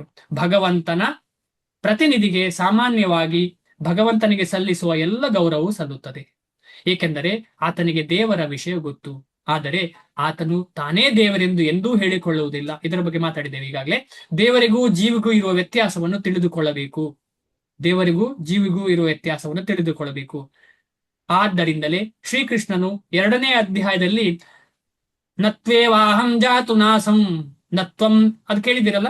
ನಾನು ಒಬ್ಬ ವ್ಯಕ್ತಿ, ನೀನು ಒಬ್ಬ ವ್ಯಕ್ತಿ, ನಾವು ಯಾವತ್ತು ವ್ಯಕ್ತಿಗಳು. ಪ್ರತಿಯೊಂದು ಜೀವಿಯು ಪ್ರತ್ಯೇಕ ವ್ಯಕ್ತಿಯೇ ಮತ್ತು ಭಗವಂತನು ಪ್ರತ್ಯೇಕ ಪುರುಷನೇ ಎಂದು ಹೇಳಿದನು. ನಾವು ಒಂದಾಗ್ಲಿಕ್ಕೆ ಸಾಧ್ಯವೇ ಆಗ್ಲಿಕ್ಕಿಲ್ಲ. ಒಂದಂದ್ರೆ ಜೊತೆ ಆಗ್ಲಿಕ್ಕೆ ಸಾಧ್ಯ ಇಲ್ಲ. ಹೀಗೆ ಮರ್ಜ್ ಆಗ್ಲಿಕ್ಕೆ ಸಾಧ್ಯವೇ ಇಲ್ಲ. ಯಾಕಂದ್ರೆ ಎಲ್ಲರೂ ಪ್ರತ್ಯೇಕ ಅಂತ ಭಗವಂತ ಸಾರಿದ್ದಾನೆ 2ನೇ ಅಧ್ಯಾಯದಲ್ಲಿ. ಅವರೆಲ್ಲರೂ ಹಿಂದೆ ಪ್ರತ್ಯೇಕ ವ್ಯಕ್ತಿಗಳಾಗಿದ್ದರು, ಈಗ ಪ್ರತ್ಯೇಕ ವ್ಯಕ್ತಿಗಳಾಗಿದ್ದಾರೆ ಮತ್ತು ಮುಕ್ತಿಯನ್ನು ಪಡೆದ ಅನಂತರವೂ ಭವಿಷ್ಯದಲ್ಲಿ ಪ್ರತ್ಯೇಕ ವ್ಯಕ್ತಿಗಳಾಗಿರುತ್ತಾರೆ. ರಾತ್ರಿಯ ಕತ್ತಲಿನಲ್ಲಿ ಎಲ್ಲವೂ ಒಂದೇ ಆಗಿ ಕಾಣುತ್ತದೆ. ಆದರೆ ಹಗಲಿನಲ್ಲಿ ಸೂರ್ಯನು ಮೇಲೇರಿದಾಗ ಪ್ರತಿಯೊಂದು ವಸ್ತುವನ್ನು ಅದರ ನಿಜವಾದ ಸ್ವರೂಪದಲ್ಲಿ ಕಾಣುತ್ತೇವೆ. ಸ್ವರೂಪೇಣ ವ್ಯವಸ್ಥಿತಿ. ಭಗವತ್ ಪ್ರಜ್ಞೆ ಬೆಳೆಯುವಾಗ ನಾನು ಕೃಷ್ಣನ ದಾಸ ಅಂತ ಹೇಳುವಂಥದ್ದು ಸಂಪೂರ್ಣ ಅರಿವಾಗ್ತದೆ. ಅದೇ ರೀತಿಯಲ್ಲಿ ಹಗಲಿನಲ್ಲಿ ನಮಗೆ ಅದು ಯಾವುದು ಅಂತ ಹೇಳಿ ಕರೆಕ್ಟ್ ಆಗಿ ಕ್ಲಿಯರ್ ಆಗಿ ಅರ್ಥ ಆಗ್ತದೆ. ಆಧ್ಯಾತ್ಮ ಜೀವನದಲ್ಲಿ ವ್ಯಕ್ತಿಗತ ಅಸ್ತಿತ್ವದ ಜ್ಞಾನವೇ ನಿಜವಾದ ಜ್ಞಾನ. ಆಧ್ಯಾತ್ಮ ಜೀವನದಲ್ಲಿ ವ್ಯಕ್ತಿಗತ ಅಸ್ತಿತ್ವದ ಜ್ಞಾನವೇ ಅಂದ್ರೆ ನಾವೆಲ್ಲ ಇಂಡಿವಿಜುವಲ್, ಕೃಷ್ಣನು ಇಂಡಿವಿಜುವಲ್. ಆ ಕೃಷ್ಣ ಇಂಡಿವಿಜುವಲ್ ಆದ ದೊಡ್ಡ ಕೃಷ್ಣನ ದಾಸರು ನಾವೆಲ್ಲ ಅಂತ ತಿಳ್ಕೊಳ್ಳುವುದೇ ನಿಜವಾದ ಜ್ಞಾನ. ಇಷ್ಟು ಹೇಳಿ ಇವತ್ತಿಗೆ ನಿಲ್ಲಿಸೋಣ. ಸ್ವಲ್ಪ ಜಾಸ್ತಿ ಆಯ್ತು ಸಮಯ, ಯಾಕಂದ್ರೆ ಇದು ತುಂಬಾ ಇಂಪಾರ್ಟೆಂಟ್ ಶ್ಲೋಕ ಆಗಿತ್ತು. ತುಂಬಾ ಸಂಶಯಗಳು ನಿವಾರಣೆ ಆಗ್ತದೆ ನನ್ನ ಹತ್ರ. ಏನಾದ್ರು ಪ್ರಶ್ನೆ ಇದ್ರೆ ಒಂದು 5 ನಿಮಿಷ ಡಿಸ್ಕಷನ್ ಮಾಡೋಣ. ಯಾರಿಗಾದ್ರೂ ಹೋಗ್ಬೇಕು ಅಂತಿದ್ರೆ ದಯವಿಟ್ಟು ನೀವು ಏನು ಪರವಾಗಿಲ್ಲ, ಹೋಗ್ಬಹುದು. ಹರೇ ಕೃಷ್ಣ. ಏನಾದ್ರೂ ತಪ್ಪು ನಾನು ಹೇಳಿದ್ರೆ ದಯವಿಟ್ಟು